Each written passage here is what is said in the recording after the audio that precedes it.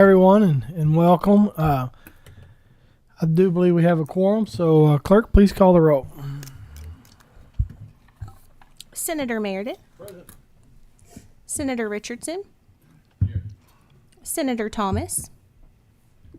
Representative Ballman. Present. Representative McCool. Here. Representative Rourks. Here. Representative Petrie. Here. Senator Douglas. Present. And Chairman Hart. Here, thank you so much. We do have a quorum, so we're going to get started. The first item on the agenda is consideration of the minutes of the June 10th meeting of the committee. Is there a motion that may be considered Motion. for approval? I have a motion by Senator Douglas. Second by Representative Rourks. All in favor vote aye. All opposed vote nay. Clerk, please call the roll. Senator Meredith. Aye. Senator Richardson. Senator Thomas. Representative Ballman. Aye. Representative McCool. Yes. Representative Rourks. Yes. Senator Douglas. Aye. And Chairman Hart. Yes. I'm sorry. Total number of items on the agenda today are 634 in the amount of $309,997,994.40. One vendor with the Kentucky Educational Television is not registered with the Secretary of State's office and is number 28 on the routine PSC green list. Do we have a motion to defer the contract to the August 2025 meeting of the committee? Motion. I have a motion by Senator Douglas. Do I have a second? Second by Senator Meredith. All those in favor vote aye. All those opposed vote no. Clerk, please call the roll. Senator Meredith. Senator Richardson. Senator Thomas. Representative Ballman. Aye. Representative McCool. Yes. Representative Rourks. Yes. Senator Douglas. Aye. And Chairman Hart. Yes, motion carries. Next order of business is a consideration of the agenda, including the personal service contract list, personal service contract amendment list, memorandum of agreement list, memorandum of agreement amendment list, and the Kentucky Entertainment Incentive Program agreement list, except for those items selected for further review. Do I have a motion to consider the contracts reviewed without objection? Second. A motion by Senator Richardson, Wait, second by Senator Meredith. All those in favor vote aye. All those opposed vote no. Clerk, please call the roll. Senator Meredith. Senator Richardson. Senator Thomas. Representative Ballman. Aye. Representative McCool. Yes. Representative Rourks. Yes. Senator Douglas. Aye. And Chairman Hart. Yes, motion carries. The first items on the pool list are with personnel, Office of the Secretary, and are numbers 92 and 93 on the routine PSC green list. If representatives are here, please come forward and identify yourself for the record.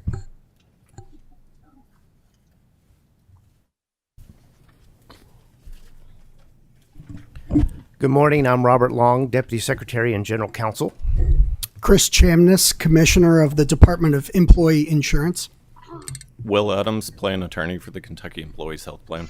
Thank you, gentlemen, for being here. Would you please raise your right hand? Do you solemnly swear to tell the truth, the whole truth, and nothing but the truth, so help you God? I do. Thank you all so much. Co-Chair Douglas and Senator Meredith have questions on number 92.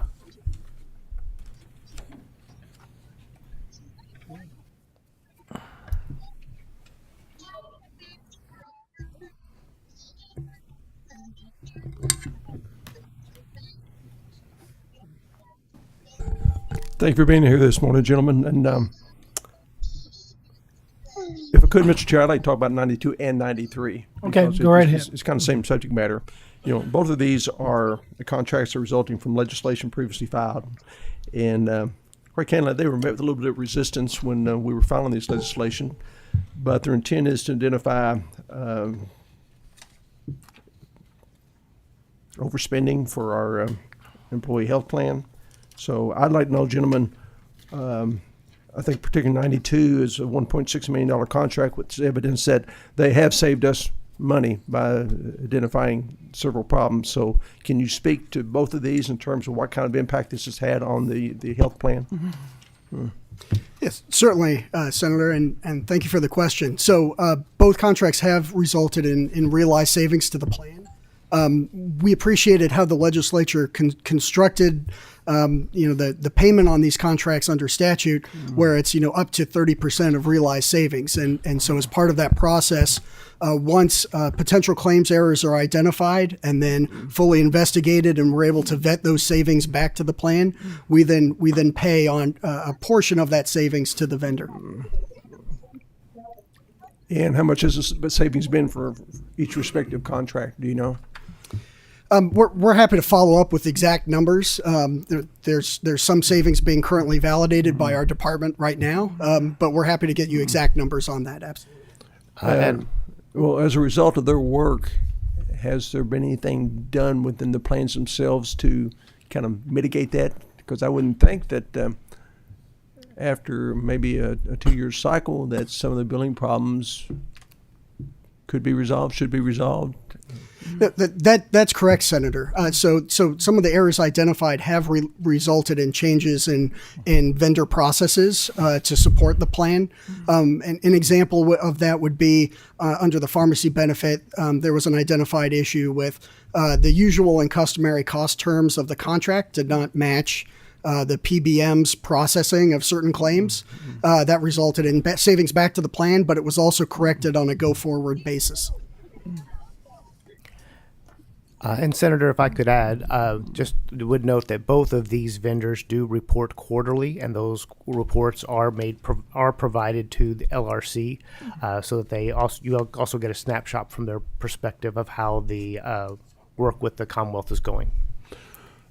I assume that probably this has been reported out to, at least on the Senate side, state and local government. I would hope, I would think. I don't know what you do on the House side, but certainly is good information. And I don't get to see it routinely because I don't serve on that committee. But I appreciate the information. Just glad to know that this is working the way it was intended to work and saving the Commonwealth literally millions of dollars. So thank you. That's all I have, Mr. Chair. Okay, Senator Douglas. Thank you, Mr. Co-Chair. My question, the comment was made that we pay back a portion of what savings is realized. When we talk about, quote, a portion, what does that mean? Is there a set ratio? Is it a consistent ratio regardless of the amount that is saved? Explain that portion to me. Sure, do you want to? It's defined in the contracts. Both contracts are a little bit different. The 4C contract, which is the health claims monitoring contract, has a sliding scale based on the speed of recovery. So it could be as low as 25%, I believe, or up to 30%. And that's to incentivize more timely, return of investment or return back to the health plan trust of our dollars. On the health data plan solution contract, I believe it is a flat 30% rate.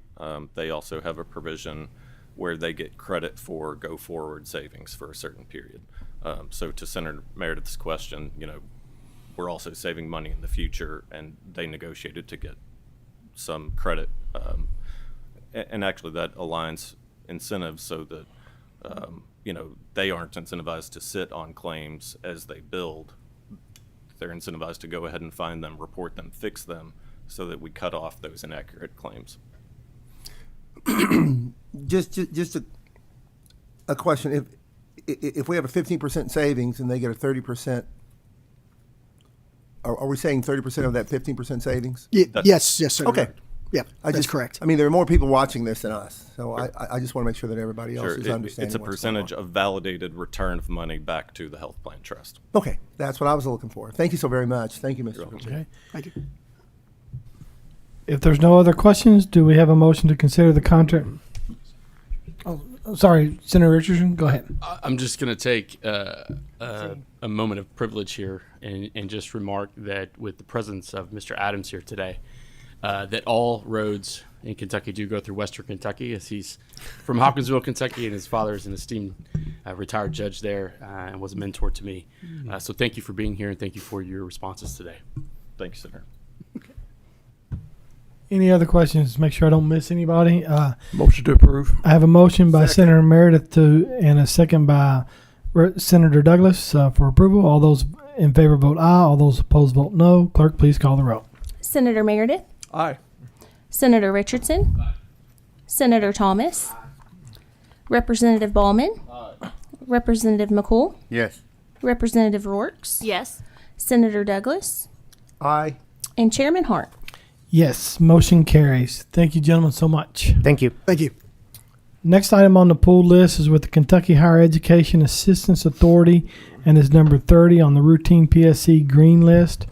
If representatives are here, please come forward and identify yourself for the record.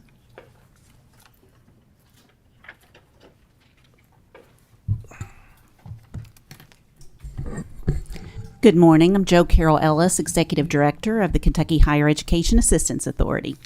Good morning. I'm Cassie Benedict, Director of Outreach Services with Kia.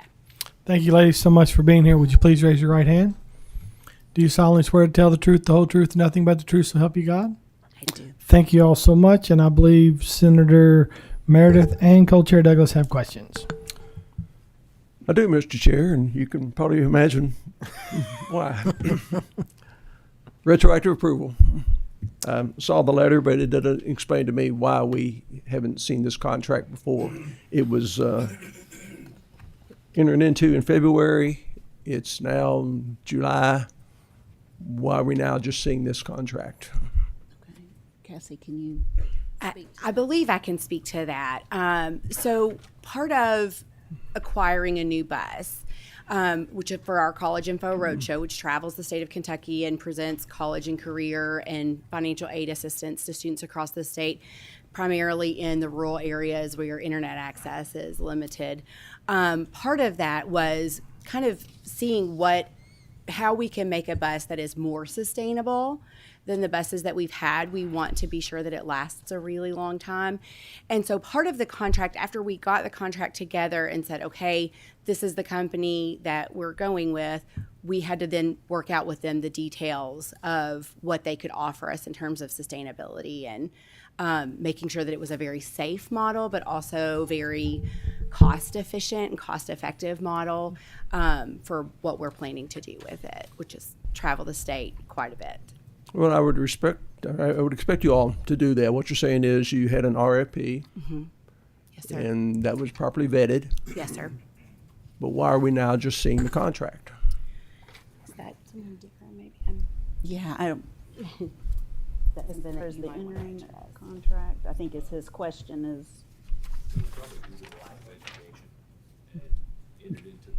I'm sorry, can't hear. Could you come up to the table, please? And please just identify yourself for the record. Yeah. Darren Swartz, I'm the controller. Not to turn the mic on. There you go. Darren Swartz, controller of Kia. I would say it was probably due to the lack of education in our department, in the finance, in regards to ensuring that we had all the data before we actually entered into EMARS to do the pontoon for the PSC to be approved before it actually came upon this committee. Well, I guess this is a teaching moment then, because again, For our sure, so. purpose of this committee is to validate that these purchases are reasonable. And from the information that you've given to me, I can't ascertain that. You know, you're asking me to approve almost $1 million purchase after the fact. I don't know that what the other bids were. We have no opportunity to discuss that. So this is done, it's over, and we're being asked to approve it. And I can't do that because I can't validate that it's reasonable. Cassie, can And you? again, I don't understand. I've always asked if there's special circumstances that you can't bring a contract here on time, that you just inform the committee, here's the reasons why. And then this was February. So I would think at the worst case, we should have seen it in March, now April, May, June, and now we just receive it. And, you know, it doesn't look good. It has an appearance that you don't want us to see what this purchase is until it's too late to do something about it. Then we are forced to approve it. That's why I make such a big deal about retroactive approval. It makes no sense. We have a process in place. All these contracts we're looking at today, folks have done the same thing, gone through the RFP, and they bring to us to validate that the prices are good, that they're reasonable, and it's things that the respective cabinets can't do. And this falls out of this altogether. And I don't understand why. Senator Meredith, I completely understand your concerns about this. I can assure that there was no intention to mislead I'm the not committee or suggesting anything that you like are. that. There's nothing nefarious here at all, that anything's done with criminal intent, but it looks bad. Sure. Yeah. Again, if we're asked to approve these purchases, we have to have the information to make sure that it's a valid purchase. Right. And what I have here is I don't. And again, we're having to do it retrospectively. No chance to ask questions because it's pretty much done. So it's no personal attack on your folks or your integrity. It's the process that should be followed time and time again. And when it's not, I can't approve this purchase. Okay. It just looks bad for all of us. If we're going to do our job, we have to have this information on a timely, reasonable basis, and this doesn't fall into that category. And sir, if I may, when you said this is a teaching moment, I think you really hit the nail on the head, because I have been in my role for right at 2 years. And so, I was in my role for a year before this came about. We had someone who was a senior, manager in the Department of Finance and Accounting who retired just before all of this went through. And so a lot of knowledge, went with her. And so I think we're just all learning the process. And I know we would always go back and kind of double check and recheck that we were doing it right. And we would, go to other people in the agency that might know a little bit more than we did. But I do think that it is just a teaching moment. I think we just didn't quite realize the timeline. Well, I That's appreciate correct, that as Senator. well, but If I may- it raises another concern for me that there are not procedures in place to ensure that these things don't happen. I think that and I know Cassie has with her information on the process that we went through, and I believe there were 2 bids. Three total for the bus. I mean, we can certainly provide all of that information. If I remember, when we went through the RFP process and selected truck builders, as Cassie was mentioning, then it was a much longer process than anticipated to determine all of the specific features that we negotiated with truck builders. And that's what ultimately, I think, resulted in the delay of getting the contract finalized. Well, no, I have to disagree with you because you said you went through an RFP, you developed the specifications for what you wanted, you let the RFP, you made a decision on it, and the contract's prepared. Next step is you bring it to this oversight committee. But that didn't happen. Yeah, that was. So now, retrospectively, you're asking me to prove something that I'm really not comfortable in doing. What can we provide to you, to this committee now to help? Nothing at this point, because this is a done deal. And again, this is not an attack on you folks. It's the lack of processes and procedures that need to be in place to make sure these things don't happen. Mm-hmm. And people who've been on this committee for some time will tell you that years ago, I've been on this almost 9 years now, that when I first came on, we had dozens of requests for retroactive approval because they're just saying the process doesn't matter. That's not acceptable. And matter of fact, you're the first one we've had in several months. So it's And just certainly was not our intention to do sure that. it wasn't, but somebody needs to understand there's got to be processes in place that when somebody leaves a department or a cabinet, that it should just continue on. Yeah. Well, I can assure you we understand. Thank you. That's all I have, Mr. Chair. Senator Douglas. Thank you, Mr. Chairman. I'm going to preface this by saying that I have a really high regard and a high appreciation for higher education, but I'm kind of lost. But I do have a couple questions that I will be asking. The first question I asked myself initially was, why do we need to go with a company from Texas to modify a bus? Are we incompetent in the Commonwealth? Do we not have anyone who wants to participate? We had no companies from Kentucky that submitted for the RFP. Is that true? I think it was due to the timing of the bus, the turnaround. We did have a company, to my understanding, our procurement officer's not here, that reached out. But since we needed the bus, originally we were needing the bus done by August. And I think that they said that was too quick of a turnaround, that they actually needed a year to be able to develop. To do those modifications. Okay. May I? Yes, go right ahead. I'll make them quick. The second question I asked myself was, why do we need in post-secondary education? Why do we need a mobile classroom? You know, we've got a lot of social media. We've got a lot of mobile communications. I'm just asking myself the question: where are we missing the boat? Where are we missing the connection? Why do we need mobile? Yeah. Cassie, you want to take that one? Sure, I will. Thank you, sir, for that question, and I think it's a very valid question. We at KIA, we have 13 outreach counselors who live and work in their own communities, and they do their best to reach every student, every family, every school, and they're in extremely high demand in their communities. In addition to that, Well, my apologies, but I'm lost already. okay, They're reaching out to students. correct. Okay, we are talking about adults here who need to step out on their own and decide if they want to pursue higher education.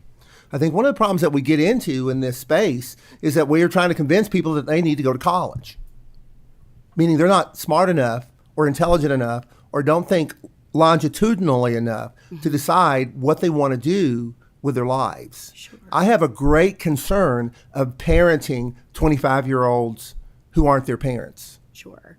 And while we do serve the adult population, we start very, very early with sixth graders, and we kind of do some post-secondary education with them and post-secondary planning with them, beginning in middle school all the way up through adults. And it's not just you need to move away and go to a 4-year university and get that philosophy degree.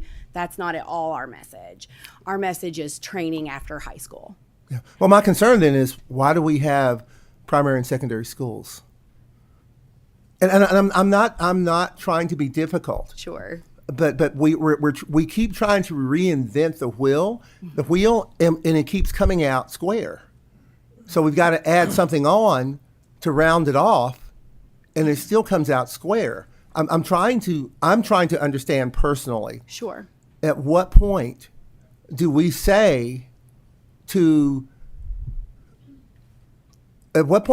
folks, if you want to be successful, you have to step out. Mm-hmm. You have to take the initiative. And honestly, I think that's what our team does. I mean, we're not out there trying to convince every person we meet to go to college. We are providing the steps to get them in and get it paid for. We're providing FAFSA assistance. We're providing application assistance. So these people have already made the choice. I'm ready to go to college. So are these people who don't have parents who are helping them, and they don't have counselors in school who are helping them, and they don't have others who have any knowledge about the system, even though they've been going through this system? Mm-hmm. My concern is for the bigger picture. Sure. Of we as a government raising kids. Sure. Sometimes, yes, we are serving populations that don't have any help, but sometimes we're serving populations where the parents also don't know where to start because these are first-generation college students. And the counselors... I'm a first-generation college student. Absolutely, Be very careful there. No, Okay. my parents didn't go to college, and Okay. so they didn't know how to help me. They knew I wanted to go, but they didn't know how to help me. And thank goodness I had somebody who could get me through the steps, and that's really Well, I thought just that's why our we had mission. counselors in schools. Sometimes those counselors are serving 300 students, and they're doing the CPS cases, and they're referring students for help, and they're dealing with suicidal cases, and they're dealing with their workforce. So they're dealing with the things that were going on when I was growing up. That's what you're telling me. Sure. And I'm still a first generation college student. I think you guys. I'm just having trouble figuring out at what point do we ask our public to be involved in their own success, as opposed to continually taking tax dollars to motivate people. That's my only concern in this space. I'm not questioning what you're doing. I'm not questioning why you're doing it. I'm questioning the future, the future of our society, of the dumbing down of our society because everyone else has to do it for them. That's a concern that I have. I'm just expressing a concern. I'm not being critical in any way. Absolutely But, valid. okay, well, you've answered my two questions. I'm sorry, Mr. Chair, but thank you. You're okay. Any other questions? Representative Petrie. Thank you, Mr. Chair. Just a little foreshadowing on this program. How long has it been going on? The College Info Roadshow bus, this is in its 26th year. Okay.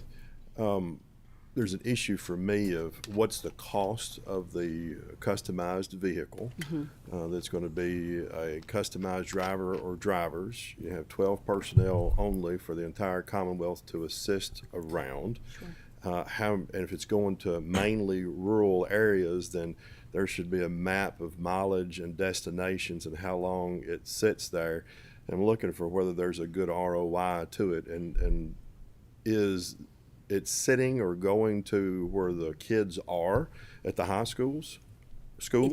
Occasionally, that's where it goes. It will go to high schools. It goes to exhibits. So it will set up, and we do have one driver who travels the whole state, and he stays in extremely high demand. And so that was one of the things when we were evaluating, are we ready to do an RFP to get a new bus, was we went back to look at our College Info Roadshow schedule, the number of stops that it made, the number of students it saw, and what we see is it absolutely stays in high demand. Yeah, and something can be in high demand but have a low ROI to it. Sure. So the carnivals have a high demand, but I'm not sure what the ROI is. Sure, my kids would say very much, very high. Yeah. For policymakers, I'm not sure what the ROI is. Sure. So that's going to be an issue, especially since I think this General Assembly has spent quite a bit of money in appropriations to make sure there's broadband coverage at every school. Then there can be a lot of remote work done by 12 people to hit a lot of places rather than miles traveled. Just giving you foreshadowing, those things will be looked at. If you can get it to me in advance, that'll be great. Thank you, Mr. Chairman. Any other questions? If not, do we have a motion to consider the contracts review without objection?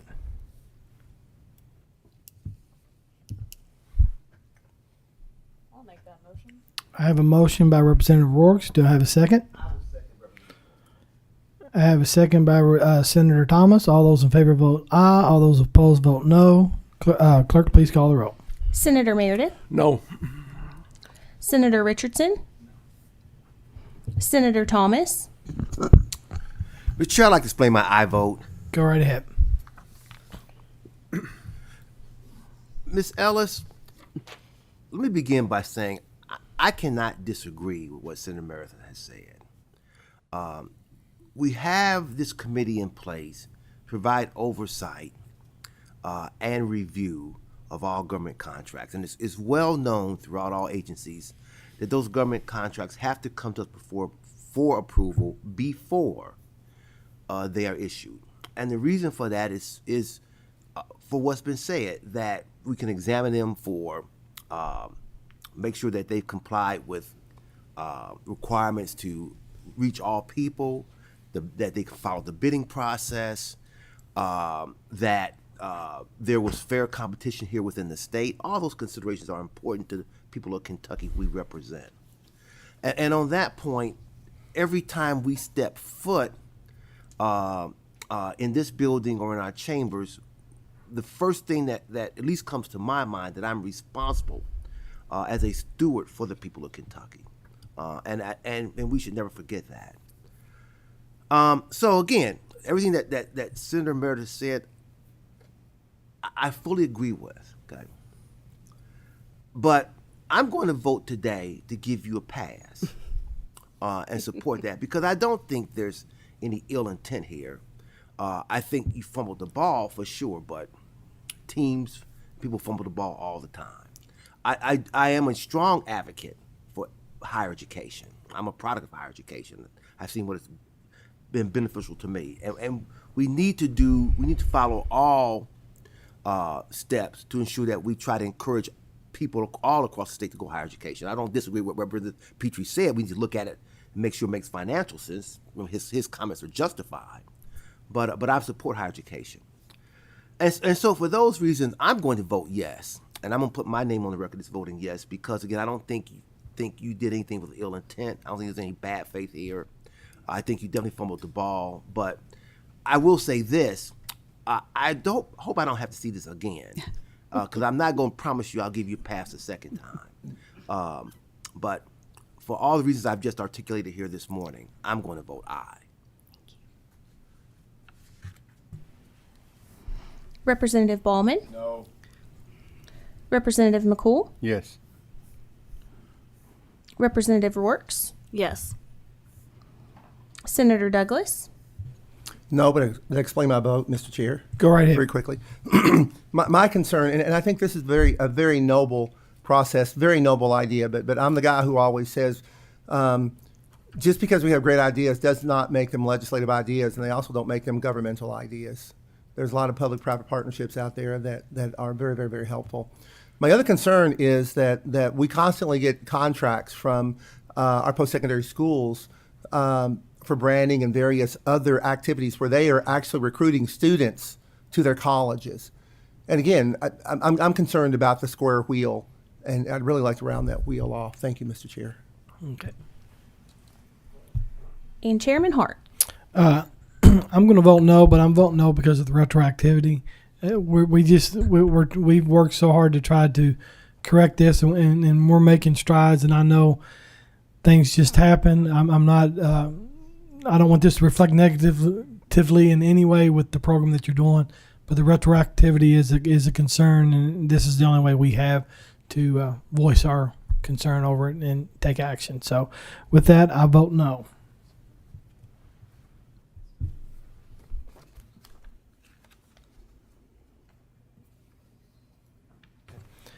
All right. Do I have a motion for disapproval?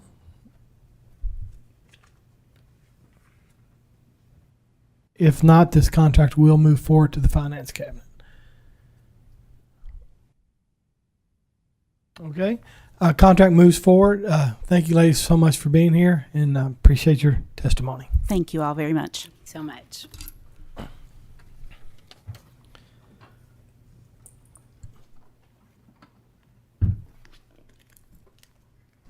Mr. Chair, Go right ahead, Senator. could the minutes reflect that the contract moves forward without legislative approval? The reason I say that is we could have gone through the exercise of having a motion to disapprove the contract, disapproved it, but Finance Cabinet would have overruled us. So it would have created work for staff to have to write the letter and do all the documentation. So again, the issue is not, I think, the contract, the intent of the contract, but the process of the contract.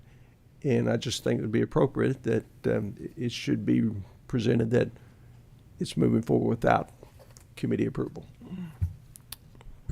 So noted. Thank you. Mr. Chair, if you're going to do that, and of course it's certainly your call, I think you ought to indicate the vote as well, because there were some votes for the contract. And it wasn't a unanimous vote by any means. So, Yeah, the vote count will be on in the minutes. So that's all I'm asking. So your concerns duly noted as well. And with that, we're going to go out of order just for a minute. And the next items on the pull list are with the Kentucky Teachers Retirement System. And our numbers 60, 61, 62, and 64 on the routine PSC green list. Representatives are here. Please come forward and identify yourself for the record. Good morning, Mr. Chair. Bo Barnes. I serve as Deputy Executive Secretary and General Counsel for the Teachers Retirement System. Thank you so much for being here. Would you please raise your right hand? Yes, sir. Do you solemnly swear to tell the truth, the whole truth, and nothing but the truth, so help you God? I do. Thank you so much. And I believe Co-Chair Douglas and Senator Meredith and Representative Petrie all have questions. Would you like me to start? Be glad Sure, to. go right ahead. Because mine are specific to contracts number 60 and 62. Okay. And not to editorialize this too much, but anyone who's been on this committee for some time knows that we approve a lot of contracts which are in excess of the approved rate for legal services. And many times they are justified, but it seems becoming more and more of an issue of late. As I noted earlier, I think I've been on this committee for 8 years, and this one for Ice Miller particularly always has been above and beyond what the approved rate is. And usually the reason for that is ongoing litigation that takes many years to resolve. I don't see that that's mentioned particularly in this letter that we received about giving the explanation for this fee. But in the capsule summary that we receive, what this contract's for, contract 60 for Ice Miller and 62 are performing virtually the same services. But yet, the partner fee for Ice Miller is $600 per hour, whereas with Kellerman it's $295. Again, I appreciate that the partners may have a higher level of expertise than others in some areas, but it goes down to the associates as well. Ice Miller, $337, of counsel, $215. Paralegals, Ice Miller, $263. For Kellerman Law, $90 per hour. And this just seems to be overly excessive. And with all the attention we've had to pay to the Kentucky retired teachers system over the past decade, I would hope that folks are looking at expenses with greater scrutiny than what we're seeing here. I guess my first question would be, is William and Jensen capable of doing the same work as Ice Miller? Thank you, Senator Meredith. First, the services we've used for Ice Miller don't involve litigation. They've involved federal tax law compliance largely, among some other issues. TRS, just very briefly, is a qualified plan under Section 401A of the Internal Revenue Code. That's what allows our teachers to make contributions, retirement contributions to TRS on a tax-deferred basis, which is a very important tax advantage because it allows them to have more take-home pay in their paycheck.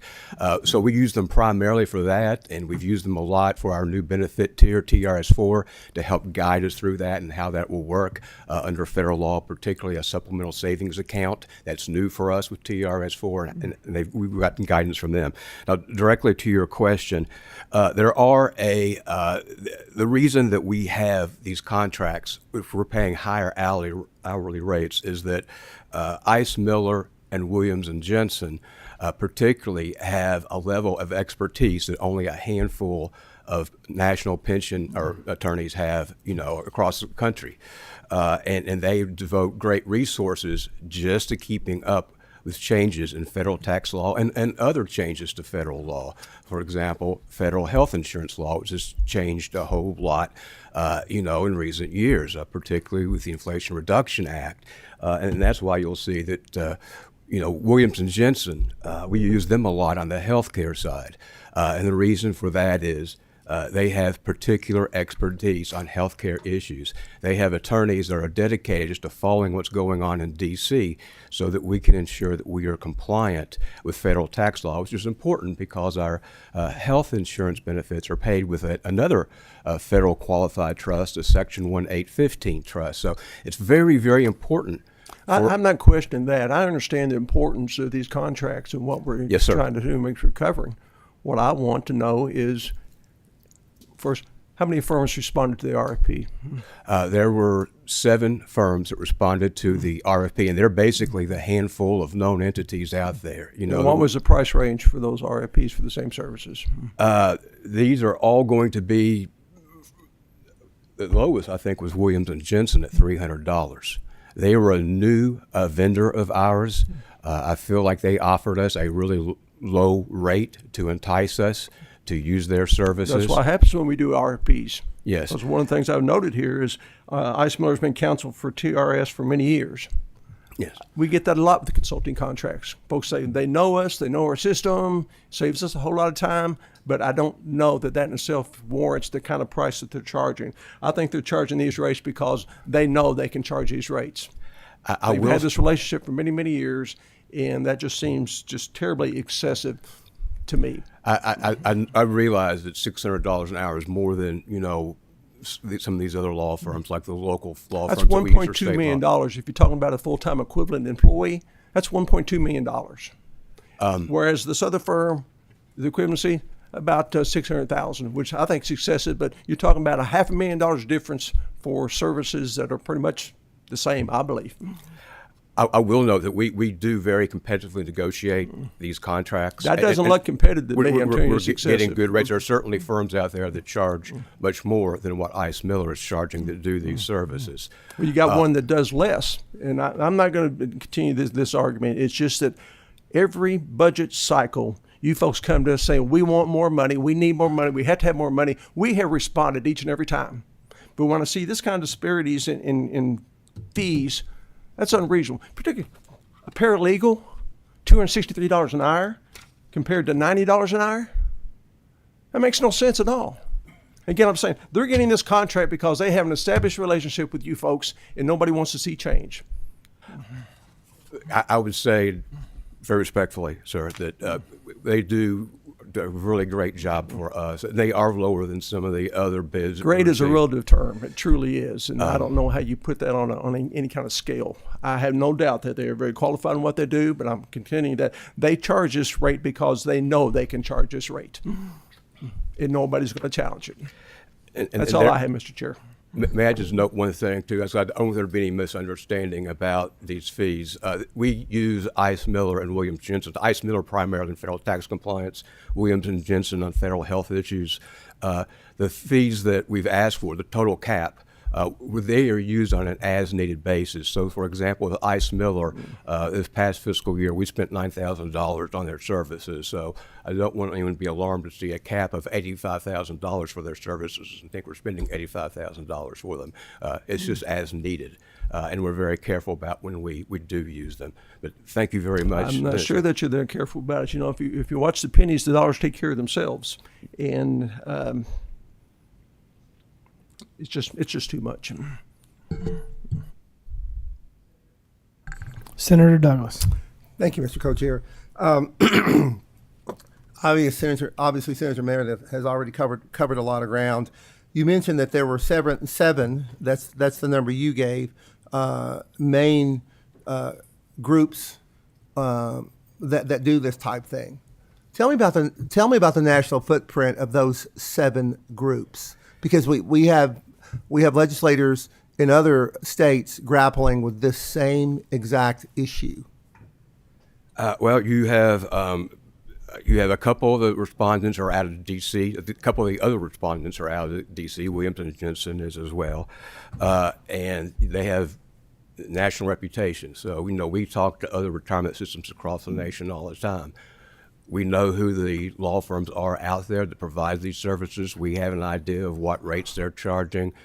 We feel like talking to them and comparing that we were getting very competitive rates with our firms.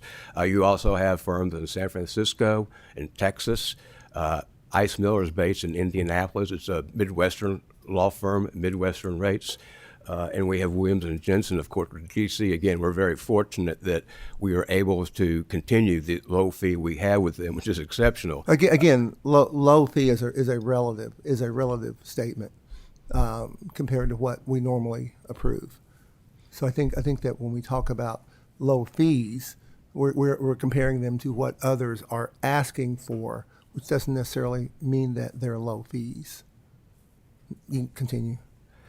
So that's basically it. You have those 7, that responded to the RFP. They are the ones that do just specialize in those areas that we really need to make sure we're compliant with federal tax law and health insurance law. Just in the interest of making sure that I don't run this committee on with my wonderful co-chair, I think what you're doing is you're alerting us to an area that perhaps we need to do a little bit more research and see why other practices aren't able to learn this type of law and perhaps provide some better opportunities or some more choices for us. And I thank you for that. Thank you, Mr. Co-Chair.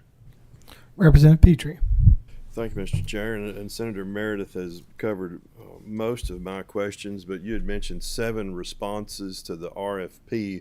What was the distribution spread of the responses as far as dollar figures?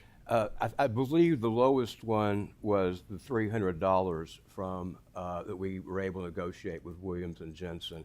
and the highest would be closer to $1,000. Yeah, and so the spread, so the 600 falls on the lower half, the upper half, or right in the middle? I would say in the middle, to be fair. Okay, so you've got about 3 above and 3 below. They're very close, I would say. And I know you know the state rate that's stated is 125 in Kentucky, correct? Correct. Okay, and so we have it noted on for us in this committee whenever it exceeds that. And I know you know this, but this is why this issue is popping up. Over time, it gets cozy, it gets comfortable, and that can have some good ROI to it because it's more efficient. But it can also have some negative ROI in that people are not really watching the dollars as much.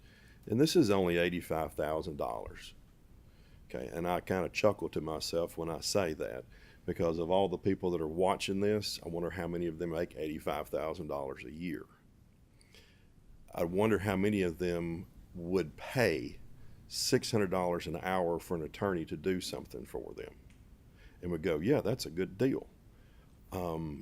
It's in the middle of the pack, but it's a good deal. Every time that we don't ask the question, are we getting the best deal possible for each and every taxpayer that's footing this bill and every other bill, then we're not doing a good service for them. Now, you've got the RFPs, the spread. I appreciate the information, but that's the basis, really, I think, where these questions are coming from. Thank you for your responses. Any other questions? If not, do we have a motion to consider the contracts review without objection?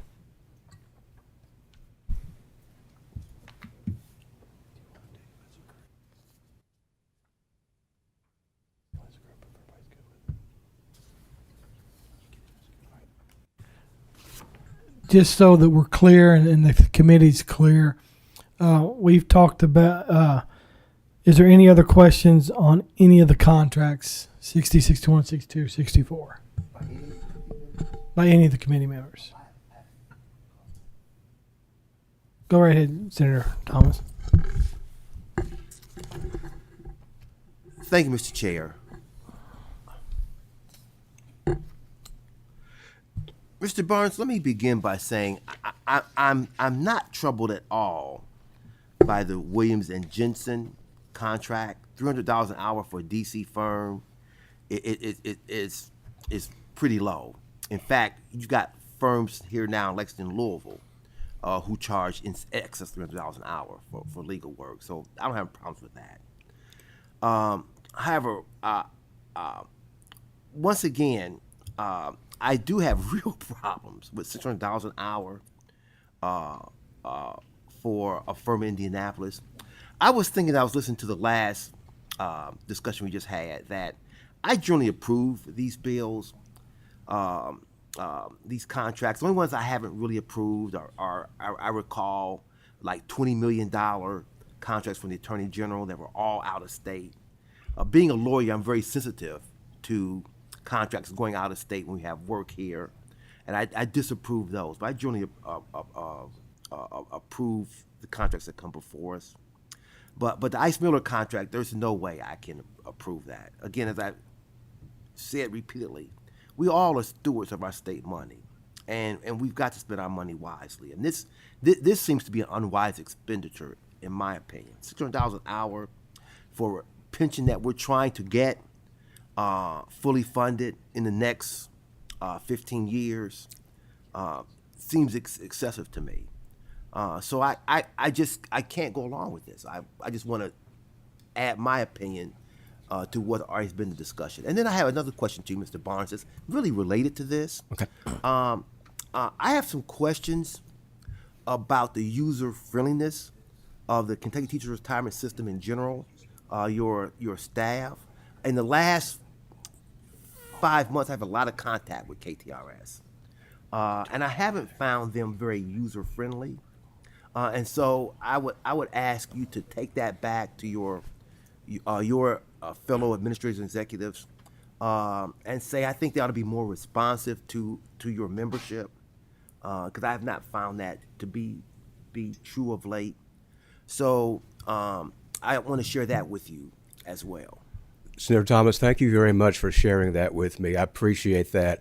I will tell you at TRS, we strive, number one goal is good customer service for our membership. And we work with our counselors and we emphasize that repeatedly. And I'm sorry that you had a bad experience. I'd like to talk to you about that further actually and get a little more detail and follow up on that, because that's what we don't want to happen. Because typically, and I see this all the time because they'll send them to me, I get letters from members or emails who are very complimentary and very thankful for the work our staff has done with them in processing their retirement applications or handling insurance issues they have. And our goal is to respond quickly with professionalism and in a very civil and friendly manner. That's very, very important to us. So thank you for sharing that. I would like to talk to you more about that. That's very important, critically important. Okay. If there's no other comments or questions, just so that we're all clear, I'm asking for a motion to consider contracts 60, 61, 62, and 64 as one, all together. Asking for a motion for approval without objection. Is there a motion? If not, is there a Senator Thomas? All together first, can we piecemeal now? Because there may be one I can't support, but not all three of them. Okay, let me ask my next question, and depending on the answer, we might be able to do that. Since there's no motion for approval, do I have a motion for disapproval of all the contracts together? Motion to disapprove. Second. Okay, I have a motion by Senator Meredith, a second by Representative Ballman. All those in favor vote aye. All those opposed vote no. Clerk, please call the roll. Senator Meredith, I vote aye, but I'd like to explain my vote. Go right ahead. And more, this is for the committee's benefit. As I noted earlier, we receive a lot of consulting contracts and that appear to be excessive, and we always get, they do a great job, they know us. And when we got that kind of thinking in state government, what happens is it diminishes competition and folks get a monopoly, quite literally. But think about this. We've got 340 million people in this country, but there's only 7 firms that do this kind of work. I don't think so. But I think what's happened over the years, we continue to award these contracts to the same firms over and over again. People just won't respond to an RFP. They think, why go through that effort? Why go through that expense when we're not going to be considered anyway? So that's the primary reason I'm voting aye on this motion. Thank you. Senator Richardson? No. Senator Thomas? I'm going to vote no. Should I explain my answer? Go right ahead, Senator. The motion for disapproval, I would not vote for disapproval for all of these contracts. I can certainly get behind 61, 62, 63, and 64. Those seem perfectly fine and justifiable. Three of those 4 firms are in Kentucky as well, so I'm fine with that. But the Ice Miller contract, I cannot see. So I'm going to vote no on the motion. Representative Ballman? Aye. Representative McCool? Yes. Representative Rourks? No. Senator Douglas? Point of privilege, Mr. Chair. Go right ahead. I want to make sure that we are all clear on what we're voting and what an aye vote really means and what a nay vote really means, because I have some concern that there may be some misunderstandings. The motion is on the floor, as I understand it, is for disapproval of these contracts. Correct. So an aye vote is actually for the disapproval of a contract. Correct. Okay, I just wanted to make sure. And so with that being said, I vote aye. Then I'd like to change my vote to aye. Okay. All right, duly noted, Senator Richardson. Clerk, continue, please. Chairman Hart. I vote aye as well, and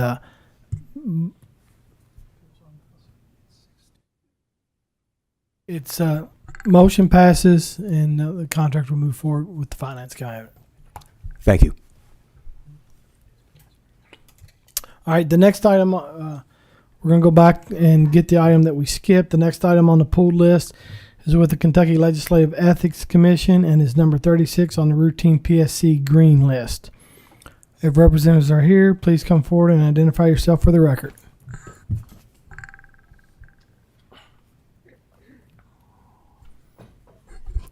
Good morning.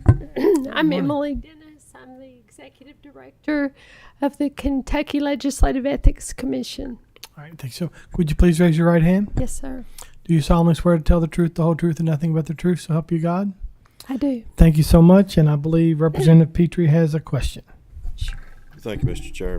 Good morning, Ms. Dennis. Hi. Casey, Bailey, and Maines, do they have a pre-existing contract with the Legislative Ethics? Yes, sir. They do. The specific attorney with this law firm is Robert Jenkins. He had a long career with the Legislative Research Commission. This is his private practice now. But the first contract was in June of 2023, and he was our investigative counsel then. It was amended in October of 23 to become enforcement counsel. The contract was submitted to you all last year, and it was approved, for the last fiscal year. So this is a renewal contract. And I appreciate the 125 on the hour being contracted. And Mr. Jenkins, did he retire from the LRC? Yes, sir. Okay, and I remember there was some scuttlebutt about his retirement. Is there any issue with him working in this firm and continuing on with the Ethics Commission? Not to my knowledge. Okay, and that provides no conflict of any sort from your perspective? No, sir, it does not. Okay, and as far as the contract itself, I understand you go back to 23. Was there an actual RFP issued? No, there wasn't an RFP issued at that time. Was there an RFP issued for this one?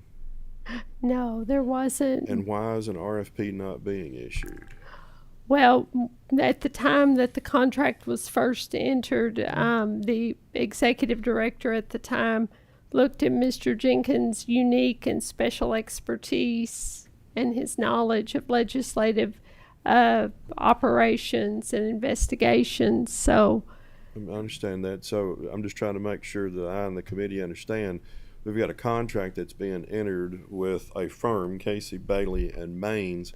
But really, if I'm understanding between the lines right, it's because Robert Jenkins is there. Right, that's correct. But before Mr. Jenkins was employed or was contracted as our enforcement counsel, we had a part-time employee as enforcement counsel, so it didn't really go through the contract process then. This is a more transparent way to do it. So who actually makes a decision to say this contract again? Is that an executive director? Are those the commissioners? Or the commission. So the commissioners and the commission, right, are the ones that consider and go, yeah, let's do this contract again. Yes, sir. And that's what would have happened in this particular contract that's before us. Yes, sir. Okay. Any reason why not to proceed with an RFP in the future and see if not the hourly rate being the issue, but just basic efficiencies and return on investment for putting the money out there? Would it not be good to see if other firms would be interested in doing this? I don't see anything wrong with that idea. The problem at this juncture is, we have activity that needs to be completed at this time. So it was a matter of not, I don't have any problem necessarily with the RFP process. Okay. If I may, Go right ahead. I know we've got $100,000 on the contract. Is that what it was in the prior fiscal year? No, in the prior fiscal year, it's been it's the contract was $100,000. To be clear, the amount of expenditure in this last fiscal year has been closer to $50,000. And was it capped at $100,000 in the prior fiscal year? Right, yes, sir. So the cap remains the same from each fiscal year, last to current, that we're looking at. Correct. But there was only about 50,000 utilized last fiscal year. Correct. Okay. And do you anticipate that $100,000 still being way too high? You don't know. You just don't know until you have a complaint and Right. have a I process. understand that. The reason it brings some issue up for me is, unlike some of the things we've looked at this morning and normally do, which I can look on this page and go agency, agency, agency, agency, agency, agency, 100% fund. Then I see this one, it says general fund 100%. Okay. Which makes it of more interest to me. Right. All right. Thank you for your questions. No, thank you very Anytime. much. Thank you, Mr. Chair. Is there any other questions? Do I have a motion to consider the contract reviewed without objection? Motion to disapprove. I have a motion to disapprove by Senator Meredith. Do I have a second? Second by Senator Richardson. All those in favor vote aye. All those opposed vote nay. Clerk, please call the roll. Senator Meredith, Morning, I'd like to explain my vote. Go right ahead, Senator. We seem to have a very strong general theme this morning that contracts need to be properly vetted. We need RFPs. There should not be any exceptions except rare situations, and I don't see this falls under this one. I think this is kind of ironic that this is coming from the Legislative Ethics Commission, but we're doing something that I think is not ethical if we're not bidding these contracts and doing RFP. I know it creates work for folks, but again, it assures the public that our dollars are being spent the way they're intended to be. So again, I vote aye. Senator Richardson, I just want to clarify. This is a yes vote to disapprove the contract. Correct. Then I'm I vote. Senator Thomas, Mr. Chair, I'm gonna vote nay, and I'm gonna explain my position. Go right ahead, Senator. On the face of it, there's nothing wrong with this contract. I mean, this contract's for $100,000. It means our hourly rate of $125 an hour. It's for a Lexington firm. I mean, there's nothing outrageous, unusual, unreasonable about this. I mean, ordinarily, and again, I don't know what's going on today. Ordinarily, this would sail through. This wouldn't even come up for discussion. I'm surprised that it has, but I'm going to oppose the motion, Mr. Chair, for the reasons I've said previously, and I'm going to vote no. All right. Representative Ballman, Representative McCool, Representative Rorks, I'm going to vote no, and I would just like to briefly explain my. Go ahead. Thank you.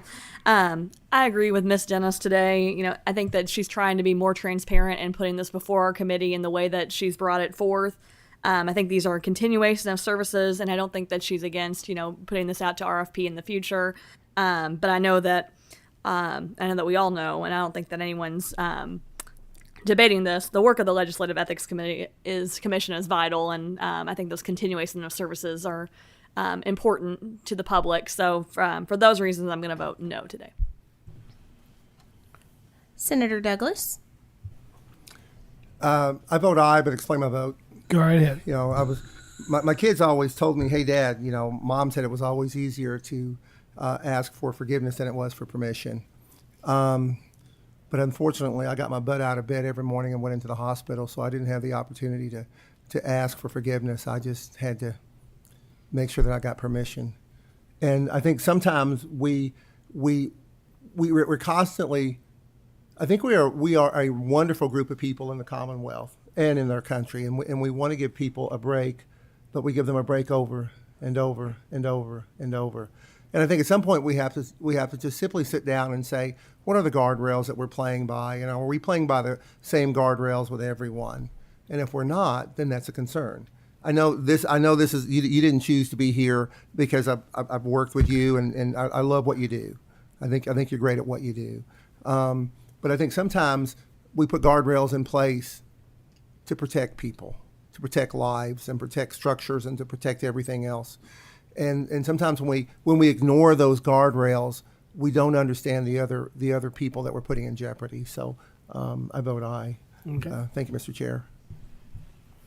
And Chairman Hart. And I vote aye as well.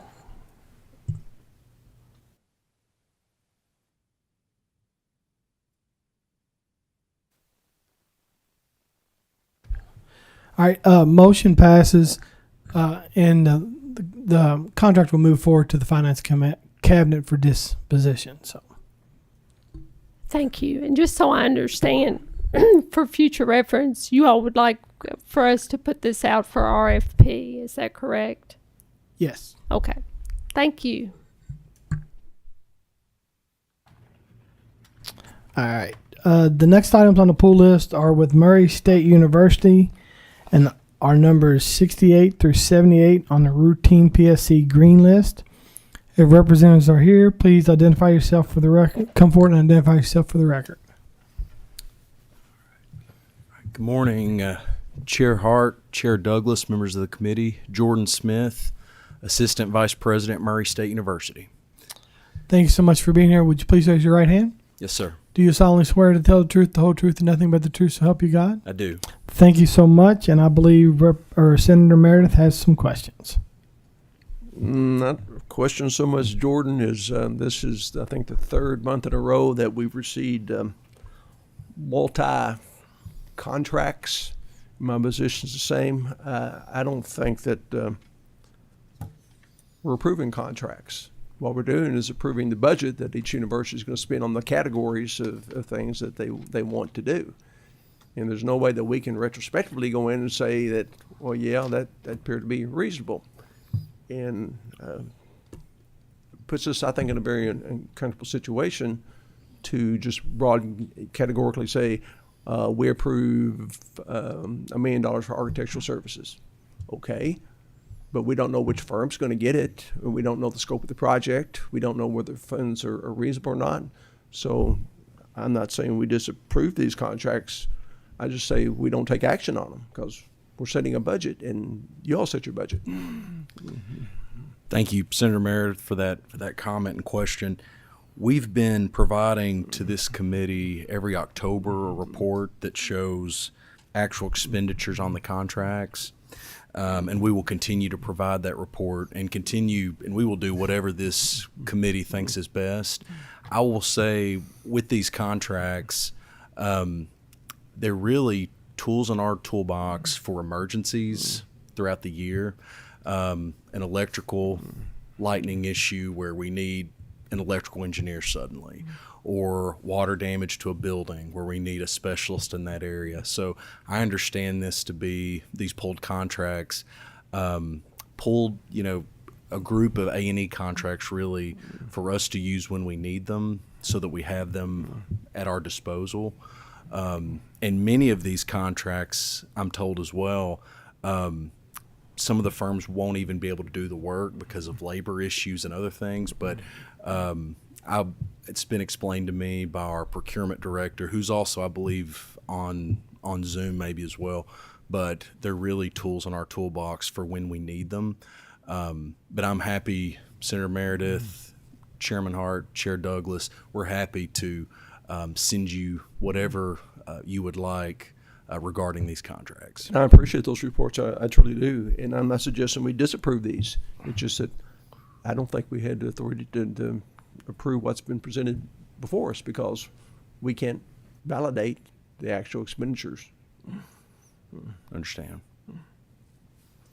Yeah, go ahead. Thank you, Mr. Chair.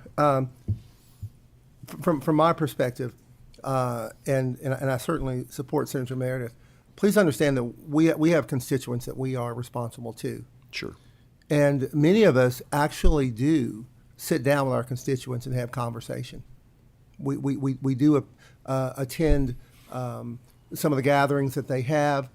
We do go to school board meetings. We do go to a lot of Chamber of Commerce meetings, and we get these questions, whether it's about a university, whether it's about some other contract that's going on within our government. Some people think we don't. We do. Some of us actually read and we prepare. And we just want to make sure that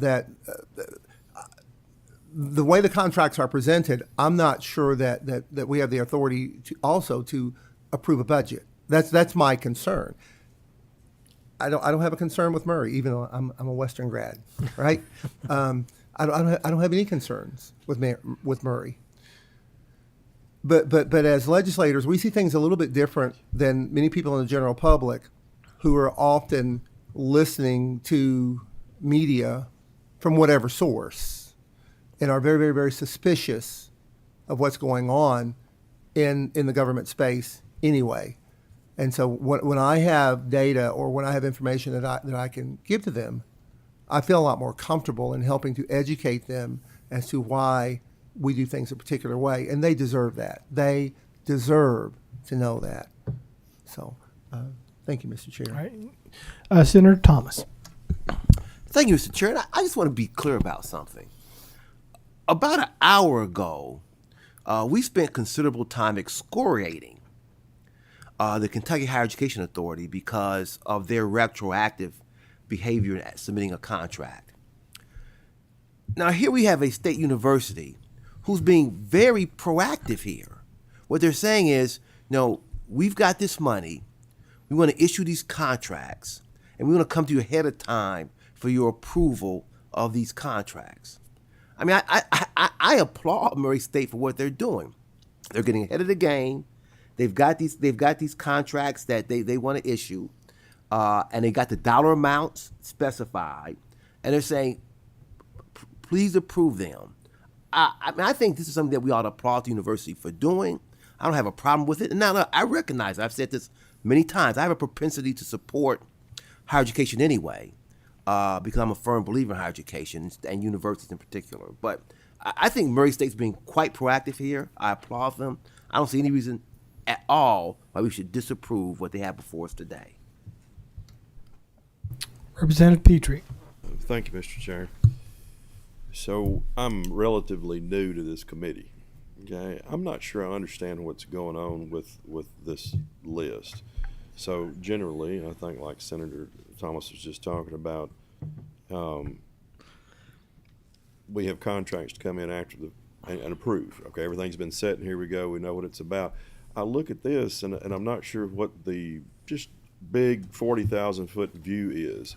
Prospectively, you're trying, I think you said, well, what if we have an issue come up and we needed a surveyor, an architectural designer, an electrical engineer, what if? And is what's going on, we're just trying to prospectively go, if in the event we want to make sure that these things are in place. Yes. Is that what's going on? That's correct. So as far as having a real basis for, on number 68, architectural interior design, provide services as needed for projects required. So as generic gets, so it's a categorical, $1.2 million. And that $1.2 million figure is based on what? That's for 17 firms that we could potentially use. One of them, two of them. That's the total amount. So why not 1,750,000, 200,000, 100,000? Why not one of those dollar figures rather than $1.2 million? We can definitely break that out. Do you understand what I'm getting at? I do. I agree. I mean, so I'm trying to look for the basis of how do we pick 1.2? The next one's 500,000, 2 million, 600,000, 800, 600,000. Luckily, they're all even dollar figures, which always strikes interest to me when I see it. But I'm like, is there a real basis for this? And so it's kind of like what the senators have said previously. It's like we're trying to set a budget up with just prospectively we're going to fill these categories. Now, I'm not taking a yes or no. Of course, I think we've got a different process for budget, but I'm just trying to make sure I'm understanding. Is this what's going on? Sure. Yeah, you're correct. It's and within a year of a college campus, we do have a lot of emergencies where we do need to kind of, like I said, go to our toolbox and say, okay, we've got to have a A&E firm quickly. We've got to have a electrical. I would add, Representative Petrie, that we understand also that all of these have to be used within the approved budget confines, and that they must be used within the parameters set in KRS 45A. So we know that no single job can exceed 150,000, and no vendor can get more than 300,000 in a fiscal year. So that 1.2 number, as I said, is for 17 different firms, and we might only use one of them, two of them, within a year, if that makes sense. I understand. If I may, Mr. Chair, just Go right ahead. one more piece. So is there some deficiency that I need to be aware of in our regular budgeting process that has contingents and maintenance and other contingents and contingents for contingent accounts on a lot of different things? Is there something deficient in our budget process that requires that this be done?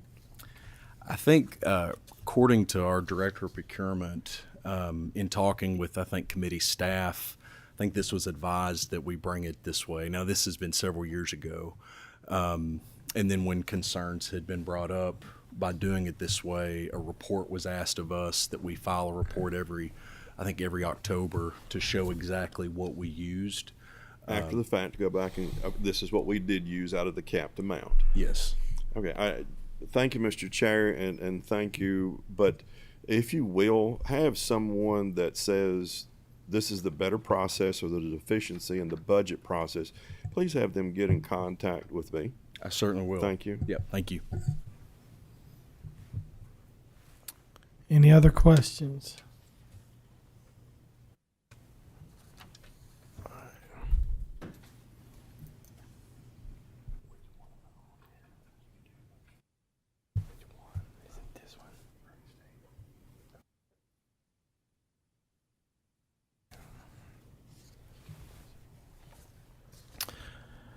All right, if there's no other questions, do we have a motion to consider the contracts review without objection?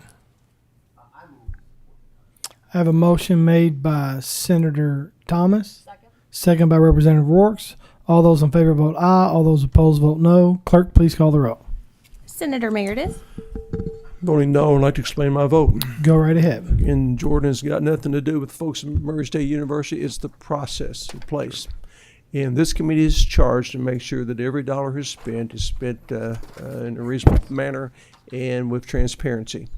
There's no way that we can approve these contracts and guarantee the general public that that has happened. You know, I'll use something like lawn keeping services. I think the contract like $500,000. Okay. Well, how many firms are we going to divide that amongst? And could one of them be Jordan Smith Jr.'s lawn service? And is his contract greater than somebody else's contract or less than anybody else? So again, it's the process. You need the funds. If we don't take action on it, you're going to get it anyway. But by us approving these contracts saying, yes, these are legitimate expenses, and everybody's gone through the due process to make sure that we've done it properly, we can't validate that. So that's why I'm a no. Senator Richardson, I'd like to explain my yes vote. Go right ahead, Senator. I'm a yes, but I do agree with both Senator Meredith and Representative Petrie that probably this process needs to be revisited in the future. Senator Thomas, aye. Representative Ballman, Representative McCool, Yes. Representative Rourke, Yes. Senator Douglas, Explain my no vote, Mr. Chair. Go right ahead. You know, Mr. Chair, earlier today I talked about guardrails. And if we're not going to use guardrails, we don't need to have a committee. We don't need to have a process. I very much support higher education. I've always said that. I said that before I got to the Senate, and that won't change. You know, we one of the things I do want to talk about very quickly is I heard the word excoriate earlier, and that really concerns me.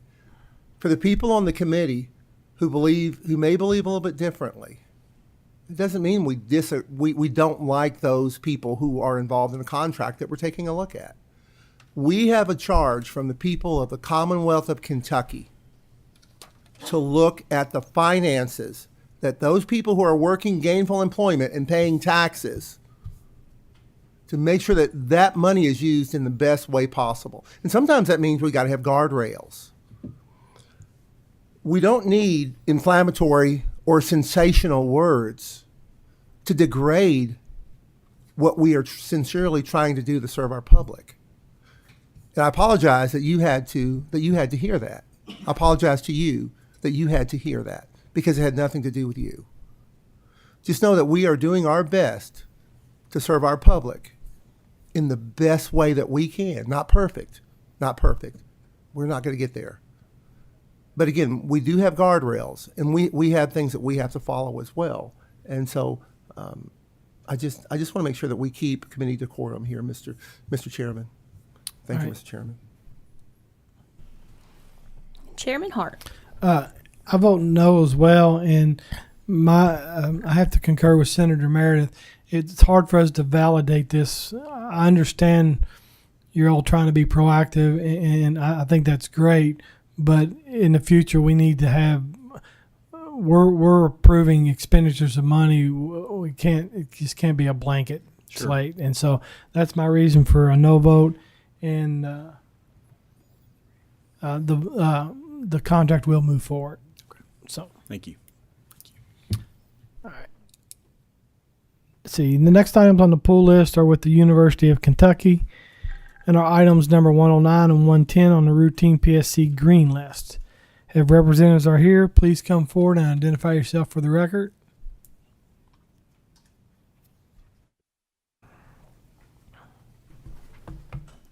Good morning, Jennifer Fraker, Director of Government Relations at the University.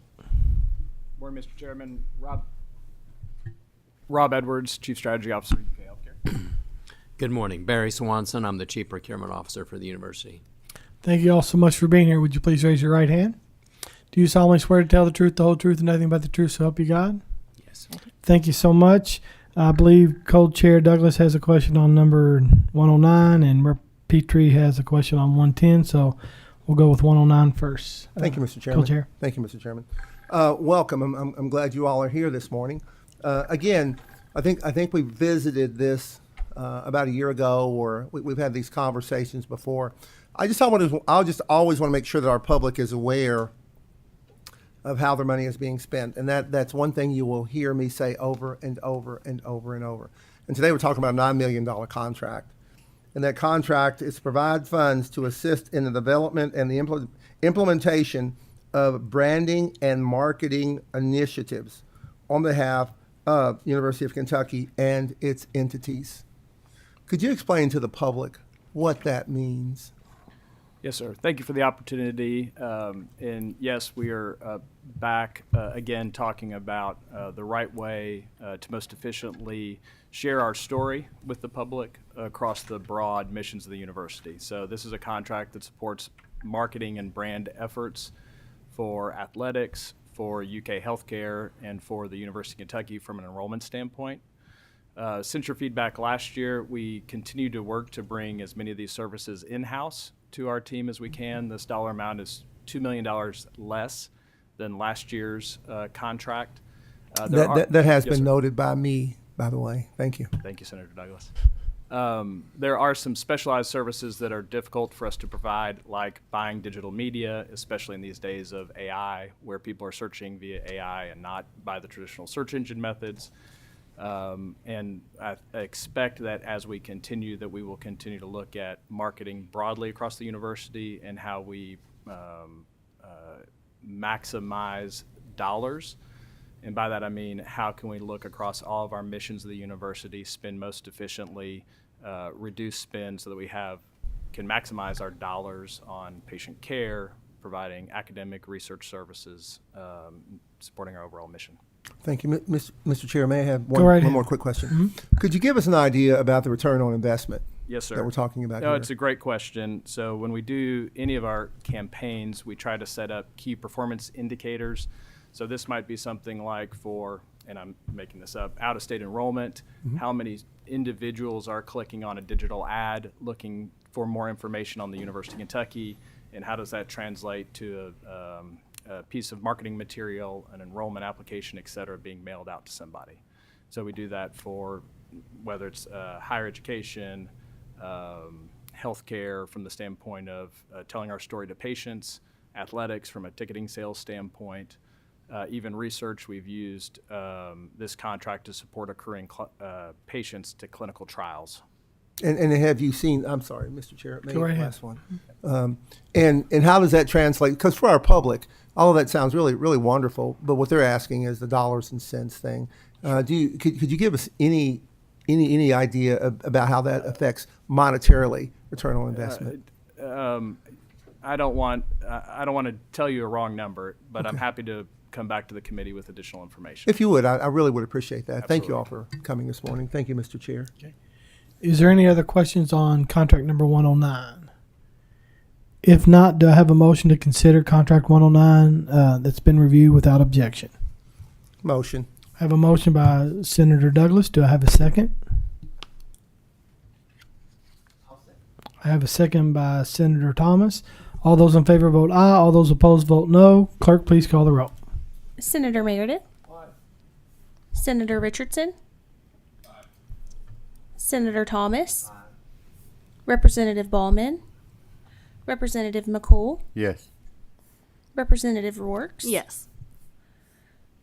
Senator Douglas. Aye. And Chairman Hart. Yes, motion carries. Now we have contract number 110, and I believe Representative Petrie has some questions on that one. Thank you, Mr. Chair. And from the top of the heap, from 9 million down to the bottom of the heap to 12,500. A few questions. Bluegrass Law Group, has that been a pre-existing contract that's continuing on, or is this a new initiative? It is a continuing initiative. There are prior contracts. Okay. And was it at the same dollar figure of 12.5, or is this up or down, or from last year, the last immediate? I do not have that number. I can get it for you. I'll get that information for you. I don't know. That's fine, and a fair enough answer. And then did not understand this student auxiliary funds as being the funding source. Help me. So it's students pay into a student government association fee, which covers a variety of things. And so one of the components of this is a contract for a student, kind of like legal help desk, if you will. So this would be available to any student at no additional cost. So who is the owner of the auxiliary fund? Who is the trustee that holds those funds? Is it the university? Is it a student group? It is the university on behalf of the students. So the students do have a voice in what's spent. So they do give feedback on what services are provided and what even the fee is. Yeah, so that brings me, and this is a flat fee. It's not an hourly. It's like, right. Here's your money, It's like a legal help desk. You render this service.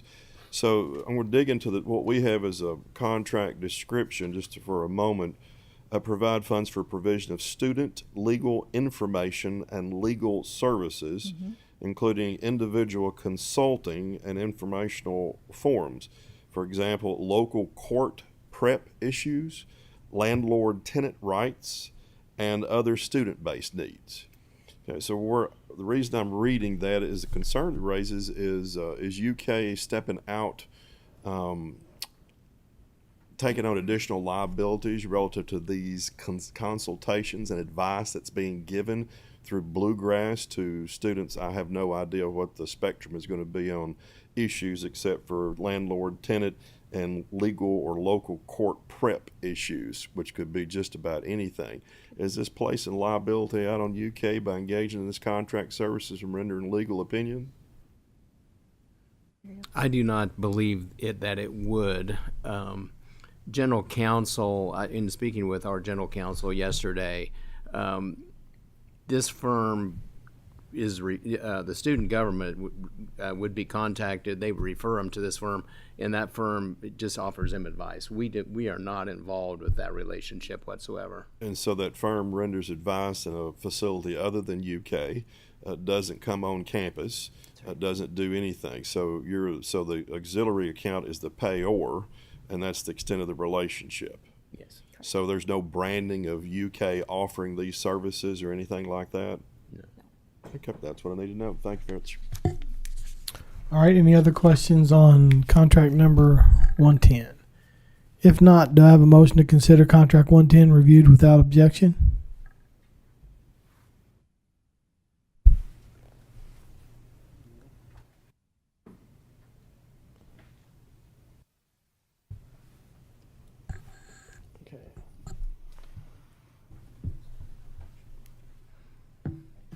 With no motion, I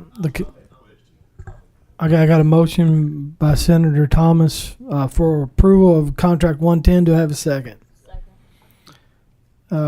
Second by Representative Rourke. All those in favor vote aye. All those opposed vote no. Clerk, please call the roll. Senator Meredith. Senator Richardson. Senator Thomas. Representative Ballman. Representative McCool. Yes. Representative Rourke. I'm going to vote yes, and I just wanted to briefly say that as long as the students are to the fullest extent, I think it's a really great offering that we're providing to students. So thank you. Senator Douglas. I just didn't want to dominate, and You're fine. And Chairman Hart. I vote aye as well. Contract moves forward. Thank you. Co-Chair Hart, in response to Representative Petrie's question, it is the same amount as last time. All right, thank you so much. Technology is great, isn't it? The next items on the pull list are with the Department of Community-Based Services and are numbers 5 and 6 on the PSC Amendment IRI list and number 7 on the MOA Amendment Yellow list. If representatives are here, please come forward and identify yourself for the record. Astrid Masterson with the Office of Administrative Services. Misty Salmons with DCBS. Thank you all so much for being here. Would you please raise your right hand? Do you solemnly swear to tell the truth, the whole truth, and nothing but the truth, so help you God? Yes. Thank you so much. I have a question on contract number 5. And if there's no objections, we're going to take each one of these contracts individually. So we'll discuss 5 first. And basically, I'm just curious, if you're canceling the contract, why is the need for the $4,290? Sure. So I'll answer that question. And it is tied to contract number 6. Okay. So last year we issued an RFP, and there was a protest. Solix was awarded the contract from that RFP, but then there was a protest that was upheld.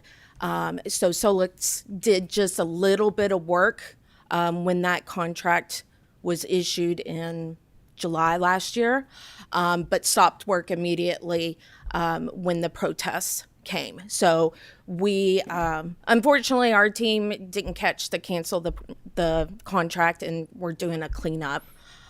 So it was very small transition period, and then so all work had to stop once the protest was issued,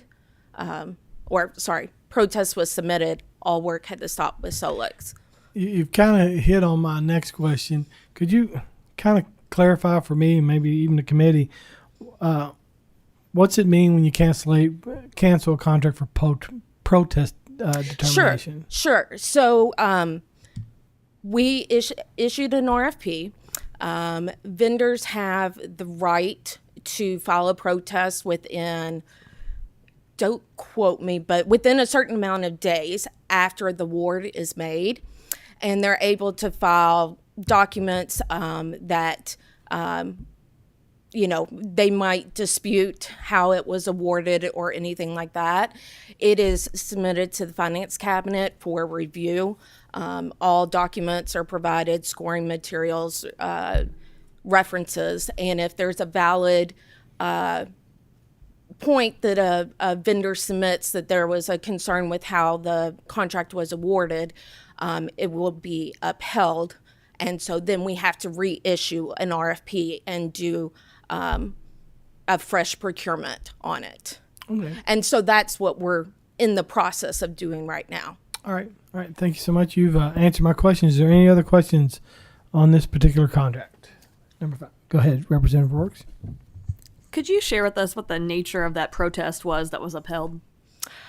I do not have it. I'm happy to provide it to you. I don't have it. I think there was, I don't want to misspeak on it. So it did happen last year. So there was I'm sorry. I don't know. That's okay. You can totally get back to me. Yeah. Thank you. Any other questions on contract number 5? If not, do I have a motion to consider the contract without objection? I have a motion by Senator Meredith. Second by Senator Douglas. All those in favor vote aye. All those opposed vote nay. Clerk, please call the roll. Senator Meredith. Aye. Senator Richardson. Aye. Senator Thomas. Aye. Representative Ballman. Representative McCool. Yes. Representative Rourke. Yes. Senator Douglas. Aye. And Chairman Hart. Yes. Contract moves forward, and we'll go right into the next contract. Contract number 6. And Co-Chair Douglas, I think, has some questions.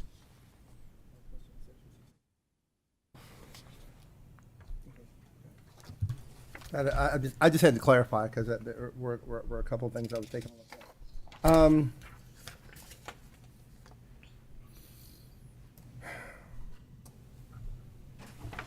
Trying to think how to couch the question. We've had an increase of over $500,000. Provide additional funds to continue services while a new request for proposal is being developed. So are we saying that's a guesstimate? Yes. So this is just while we are currently in an open procurement for these services. Mm-hmm. So this is truly to provide us while we finish that procurement and any type of transition period that's needed from one vendor to another if another vendor is selected. So the goal is to, I believe it's till December is this, but our goal is to have a contract awarded hopefully before then and would be able to cancel this contract and switch to a new vendor from the competitive RFP. May I, Mr. Chair? Yes, go ahead. So is it my understanding that the increase that you're asking for is to continue business as usual? Mm-hmm. Okay. Yes. And nothing else extra Correct. is added in or being Correct. looked for? Correct. Okay. Sorry, I could have been more clear on that. That's okay. Well, thank you very much. Yeah. Thank you, Mr. Chair. All right. Any other questions on contract number 110? No. Number 6. 6. Oh, I'm sorry. Looking at the wrong number. Yes, contract number 6. Thanks for clarification. And I do believe I got a motion by Senator Meredith. Second. Second by Senator Douglas. All those in favor vote aye. All those opposed vote nay. Clerk, please call the roll. Senator Meredith. Aye. Senator Richardson. Aye. Senator Thomas. Aye. Representative Ballman. Representative McCool. Yes. Representative Rourke. Yes. Senator Douglas. Aye. And Chairman Hart. Yes, contract moves forward. Thank you all so much for being here. Thank you. The Department of Community-Based Services requested to defer number 7 on the MOA Amendment Yellow List to the August 2025 meeting of the committee. Do I have a motion for this? Motion by Senator Meredith, second by Senator Douglas. All those in favor vote aye. All those opposed vote no. Clerk, please call the roll. Senator Meredith. Aye. Senator Richardson. Senator Thomas. Aye. Representative Ballman. Representative McCool. Yes. Representative Rourke. Yes. Senator Douglas. Aye. And Chairman Hart. Yes, motion passes. Thank you, ladies, so much for being with us. Thank you. The next item on the pool list is with the Facilities and Support Services, and it's number 66 on the PSC Amendment Ivory list. If representatives are here, please come forward and identify yourself for the record. Good morning, committee. Scott Baker, Office of Facility Development and Efficiency, Finance Administration Cabinet. All right, could you please raise your right hand? Yes. Do you solemnly swear to tell the truth, the whole truth, and nothing but the truth, so help you God? Yes, sir. Thank you so much. And Co-Chair Douglas, I think, has some questions. Thank you, Mr. Chairman. Mr. Baker, I got a very quick question. Could you help me with resident observer scope? Yes, sir. So a resident observer is basically the Commonwealth's agent on site, monitoring everything to do with the construction project on a day-to-day basis. So that's what a resident observer is. On our larger projects, we always put a resident observer there to provide those services for the Commonwealth. They keep very detailed notes. They monitor everything going on the site. They have excellent reports that they provide us, and then that allows our project managers, along with the AE firm that's overseeing the project, to be able to better understand any deficiencies that they may see that the contractor may be doing on site. Just gives you an extra set of eyes that's there on behalf of the Commonwealth on the site. So that's what our resident observer or resident inspector role is. Is that an anticipated role with your larger projects? Yes. Okay. Is that a role that is not previously rolled into the procurement process, the RFP process? It is part of our contract with all of our on our design services contracts. It's always the resident observer is part of it. It's normally never established again on the front end with the initial fee because it's so schedule related of what those services are actually be, and that's what this change is for. Actually, is because of the schedule moving out a little longer and having to have these services a little bit longer for the completion of the project. So that's always a negotiated amount that occurs through the negotiation process for these design services contracts. May I? Yes, go ahead. I just want to make sure that I understand when we get bids for contracts, if the contract moves out further, then more money is asked for. Because that's what I'm hearing. For the resident observer role, because again, but not for the completion of the contract. Not for unless there are changes that result in an additional cost, but that's not no. And a contract extension does not necessarily come with cost. If it's material delays, if they're weather related, that type of thing, there's no additional fee for either the design firm or for the contractor. Again, these contracts, these design service contracts are awarded based on a selection committee, not a dollar amount. That's how design services contracts are awarded. And so our design services contracts include all of the various facets of design, from geotechnical engineering to structural engineering, mechanical, electrical engineering, interior design, civil. All of that's in that design services contract that the principal AE holds, but they have all those other firms as part of that contract. Then there's also the adder for a resident observer that's negotiated in later when we get ready to start construction, because we don't need a resident observer until we're, boots on the ground building the building. That's when we bring the resident observer on ground. So the resident observer is not brought on for the project, but brought on for the length of the project. Brought on for the construction phase, yes, sir. Brought on for the construction phase. So, and I'll have to digest that. But thank you very much. I really do appreciate that explanation. Thank you, Mr. Chair. Any other questions? I got a motion by Senator Meredith. Do I have a second? Second. Second by Senator Douglas. All those in favor vote aye. All those opposed vote no. Clerk, please call the roll. Senator Meredith. Senator Richardson. Senator Thomas. Representative Ballman. Representative McCool. Yes. Representative Rourke. Yes. Senator Douglas. Aye. And Chairman Hart. Yes, motion or contract moves forward. Thank you so much for being with us. The The next item on the pull list is with the Kentucky Public Service Commission and is number 97 on the PSC Amendment Ivory list.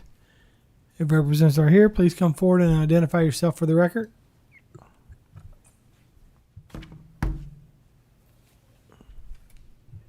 Good morning. I'm Linda Bridwell, the Executive Director at the Public Service Commission. All right, thank you so much. Please raise your right hand.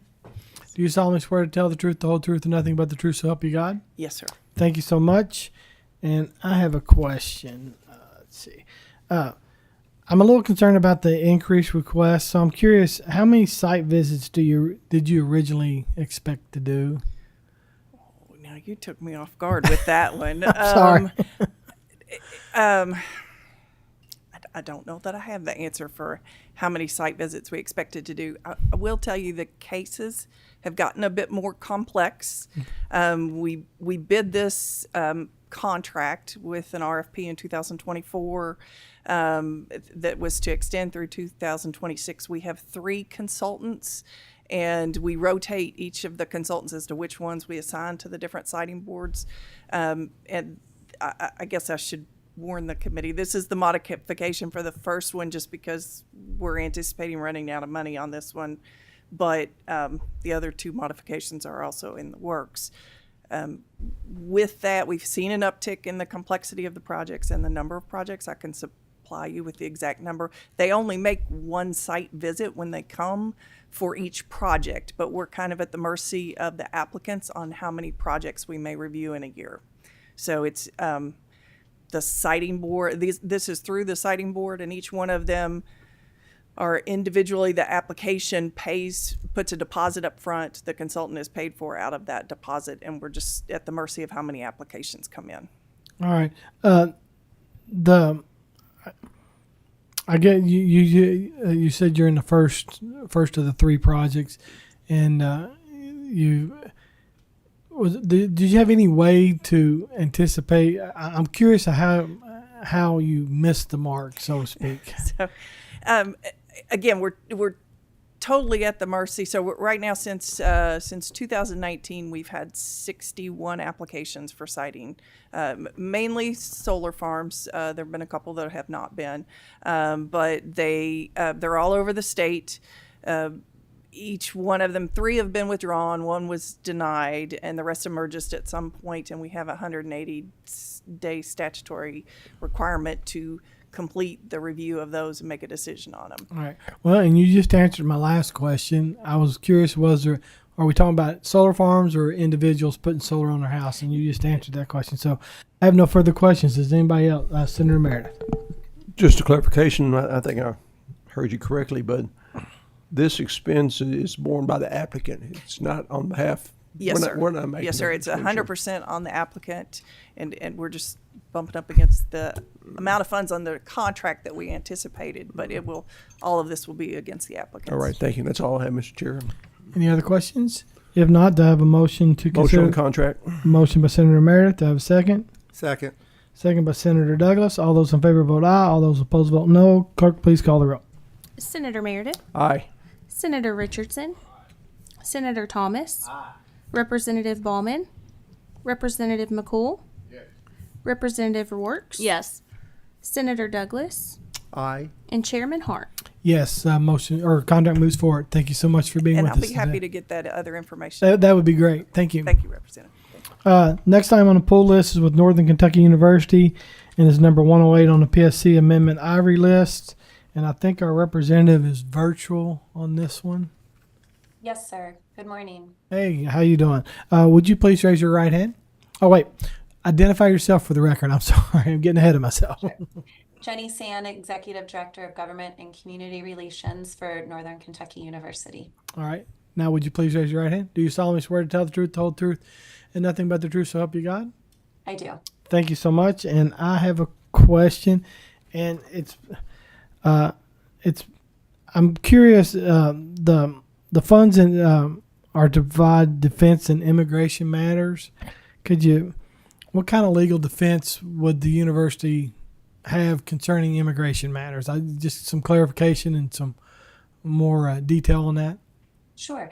Yes, but that's kind of a general description that we've entered. The Actually, the only things we've used this contract for this year have been for the application for H-1B visas for our faculty. So we haven't had any defense per se. It's more for advice on how to submit those applications and working with our team to do that. And so it's more for faculty type issues and advising the faculty as compared to students, correct?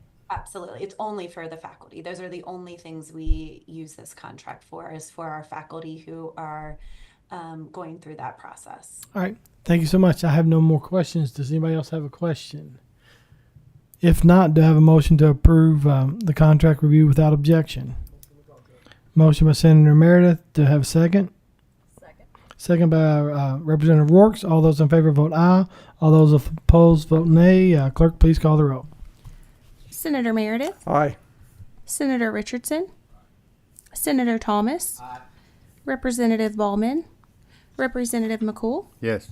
Representative Rourke, Yes. Senator Douglas, I want to pass on this one. and Chairman Hart. I vote aye as well. Contract moves forward. Thank you so much for being with us today. Thank you all. The next item on the pull list is with the Office of the Controller and is number 109 on the PSC Amendment Ivory list. If representatives are here, please come forward and identify yourself for the record.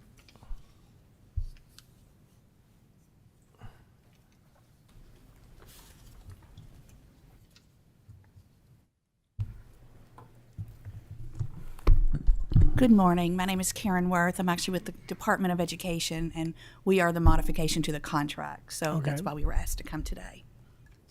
Good morning. My name is Shannon Sparkman. I'm also with the Kentucky Department of Education, and I'm the Director of State Schools. Good morning, Greta Hilton, Associate Commissioner in the Office of Special Education and Early Learning with the Department of Education. All right. Would you please raise your right hand? Do you solemnly swear to tell the truth, the whole truth, and nothing but the truth, so help you God? I do. Thank you so much. And I have one question, and it's more for clarification purposes. The source of funds says other funds. Could you elaborate on what other funds is? I believe this is paid from a restricted fund and not a general fund or federal funding.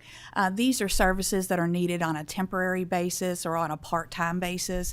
So really depending on the population at the school of who, what students we have and what their needs are or when we would need to utilize these services.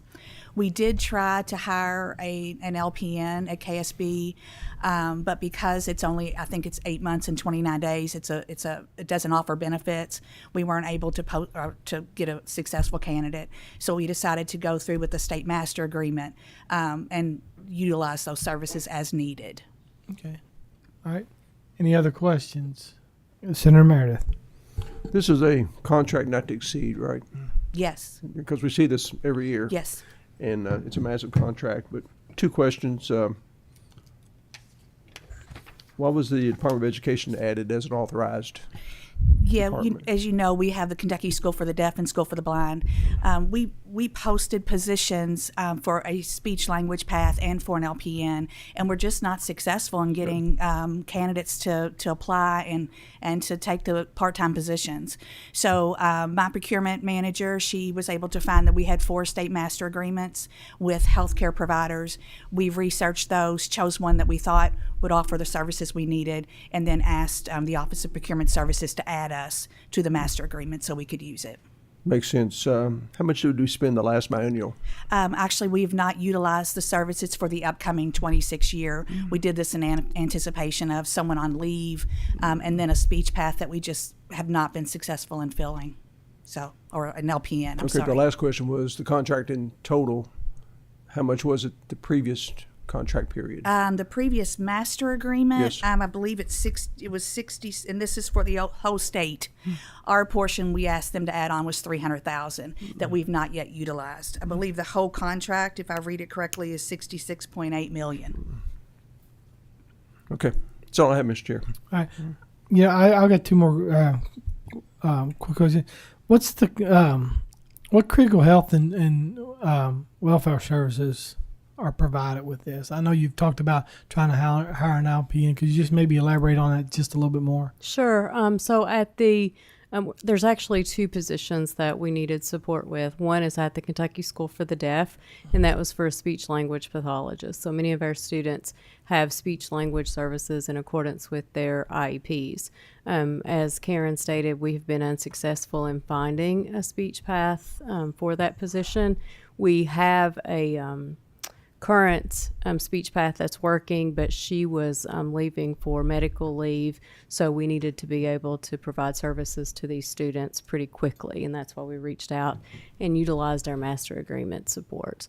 The other is, as Karen mentioned, a LPN nurse at the Kentucky School for the Blind, and we have several nurses on staff, but as you know, these are residential schools, and students are there 6 days a week, 24 hours a day. So we have to ensure that all hours are covered, and we needed some additional support because we had a retirement that came about in June this year. And so in order to provide coverage pretty quickly, again, we utilized this master agreement to do that for our students. And as Karen mentioned, this is the first time that we have done this because we have, up until the last year or so, been able to fill these positions, but with the shortages, we're struggling to get certified staff for these related service and medical positions in our schools. Yeah. I think I know. I think you might have answered this, but I'm gonna ask this question anyways, just so that I got the clarification.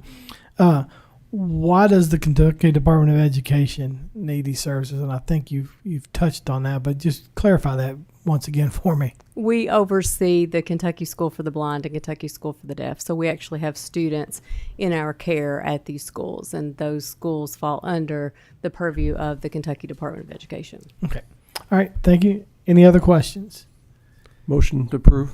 I have a motion by Senator Meredith. Do I have a second? Second by Representative Rourke. All those in favor vote aye. All those opposed vote nay. Clerk, please call the roll. Senator Meredith, Aye. Senator Richardson, Senator Thomas, Representative Ballman, Representative McCool, Yes. Representative Rourke, Yes. Senator Douglas, Aye, but may I? Yes, go right ahead. Are these services, pardon me, are these services covered by any other contract that we will see? OT and PT. Yeah, we have related service providers, and we have contracts for those. So when we think about related service providers providing services to students with disabilities, that may include speech language services, occupational therapy, physical therapy. We do have contracts for occupational therapy or OT and physical therapy, which is PT.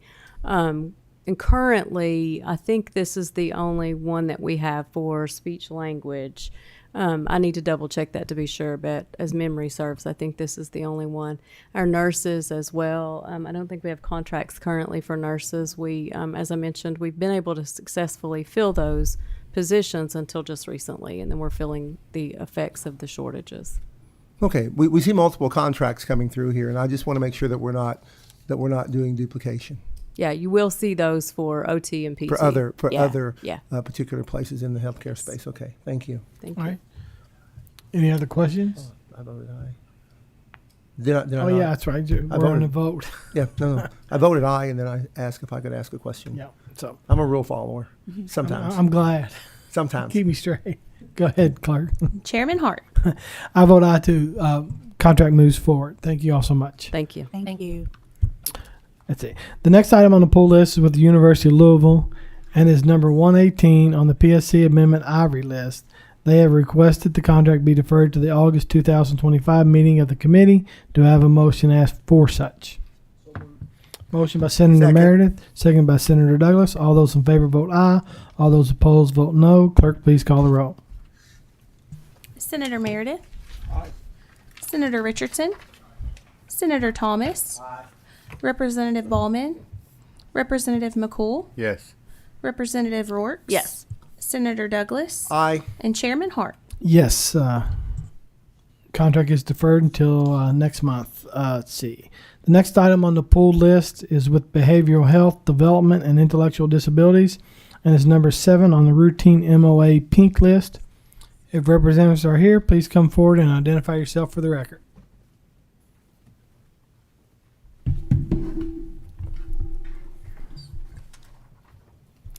Hello, my name is Jennifer Moore. I'm with the Department for Behavioral Health, Developmental, and Intellectual Disabilities.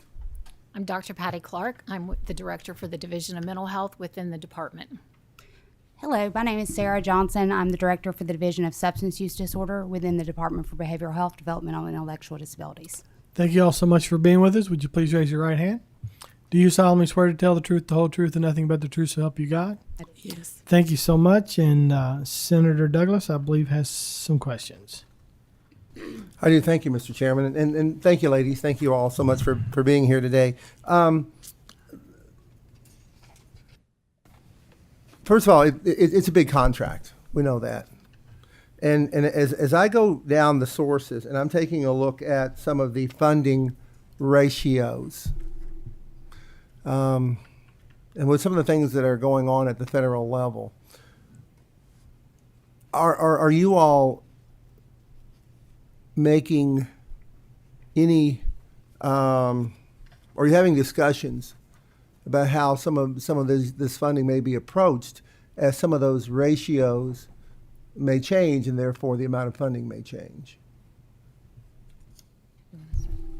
Sure, absolutely. The funding that's in the contract is funding that's already been appropriated by Congress as far as the federal funding goes. Yeah, but we are monitoring continuously for any changes in the federal funding and how that would impact. Okay, because the funding is not in perpetuity. Exactly.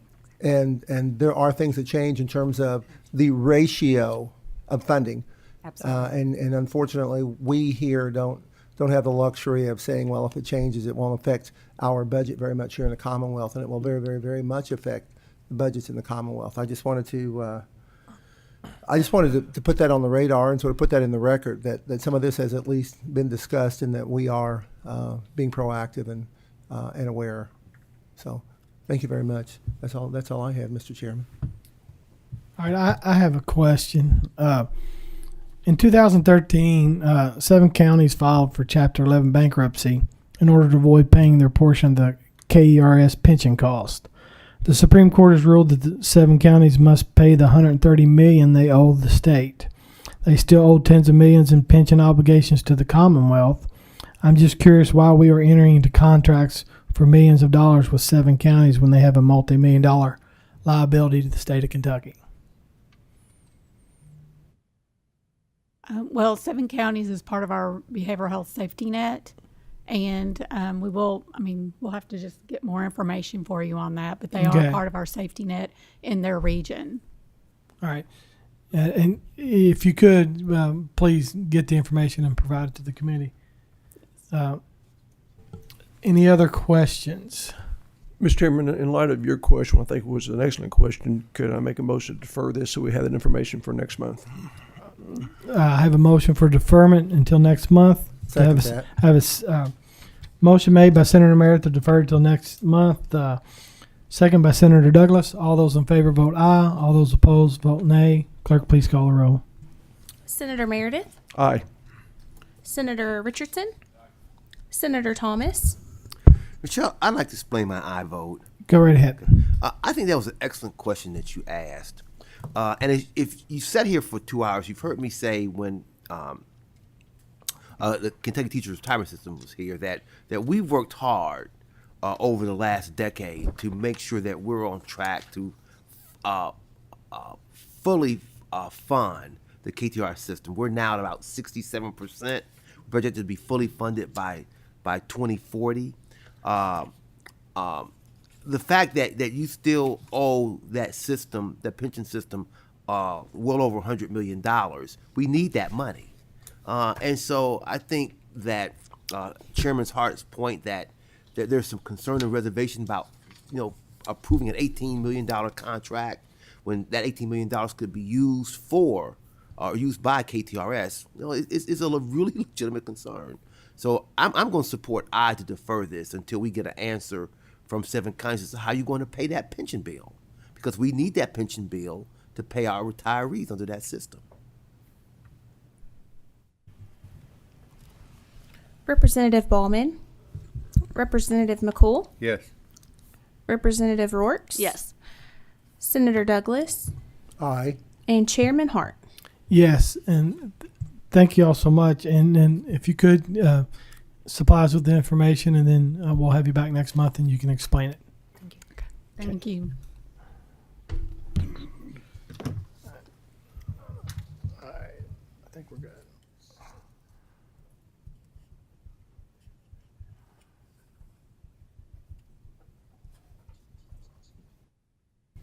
All right, the final item on the pool list are with the Department of Education, our numbers 225 and 226 on the routine MOA pink list. If representatives are here, please come forward and identify yourself for the record. Good morning, Karen Worth, Kentucky Department of Education. Good morning, Vicki Ray Marinelli, Chief Academic Officer at the Kentucky Department of Education. All right, could you please raise your right hand? Do you solemnly swear to tell the truth, the whole truth, and nothing but the truth, so help you God? Yes.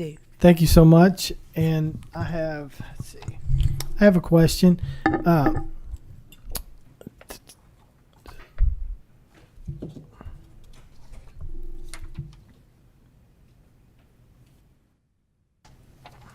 I can find it.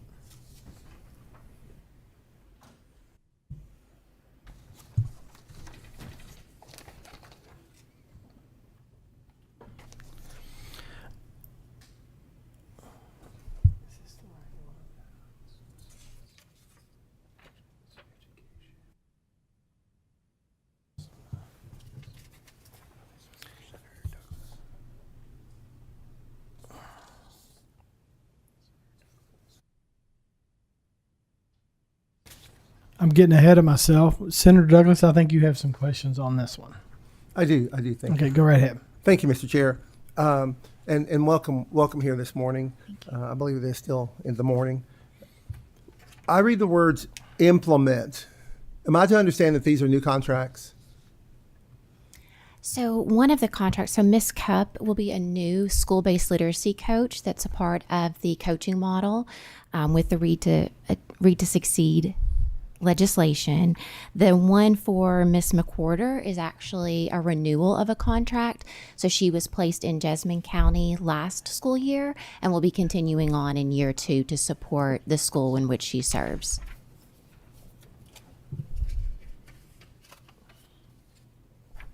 And I know there were some discussions last year about allowing some contracts through, knowing that they wouldn't be funded the next years because of not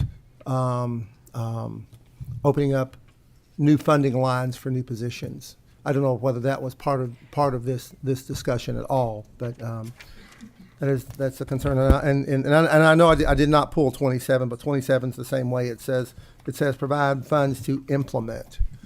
I know I'm going outside of what, but they're already here, and so Ms. Lafferty, is that new funding as well? In 227, it's contract number 227.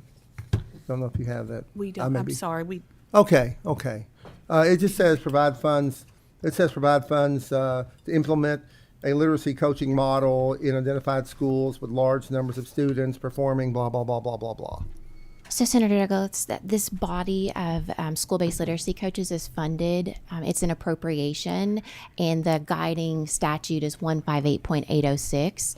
So it was a budget line item, thankfully, to support the Read to Succeed work across the state. It certainly is now, but we will be reviewing the budget.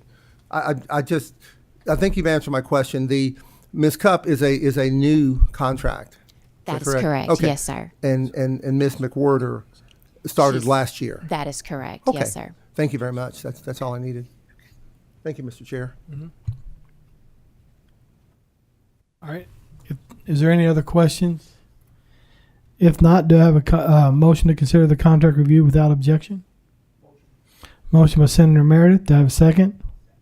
Second by Senator Thomas. All those in favor vote aye. All those opposed vote nay. Clerk, please call the roll.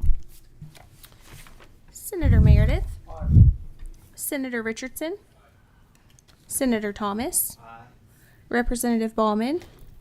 Representative McCool. Representative Rourke. Yes. Senator Douglas. Pass.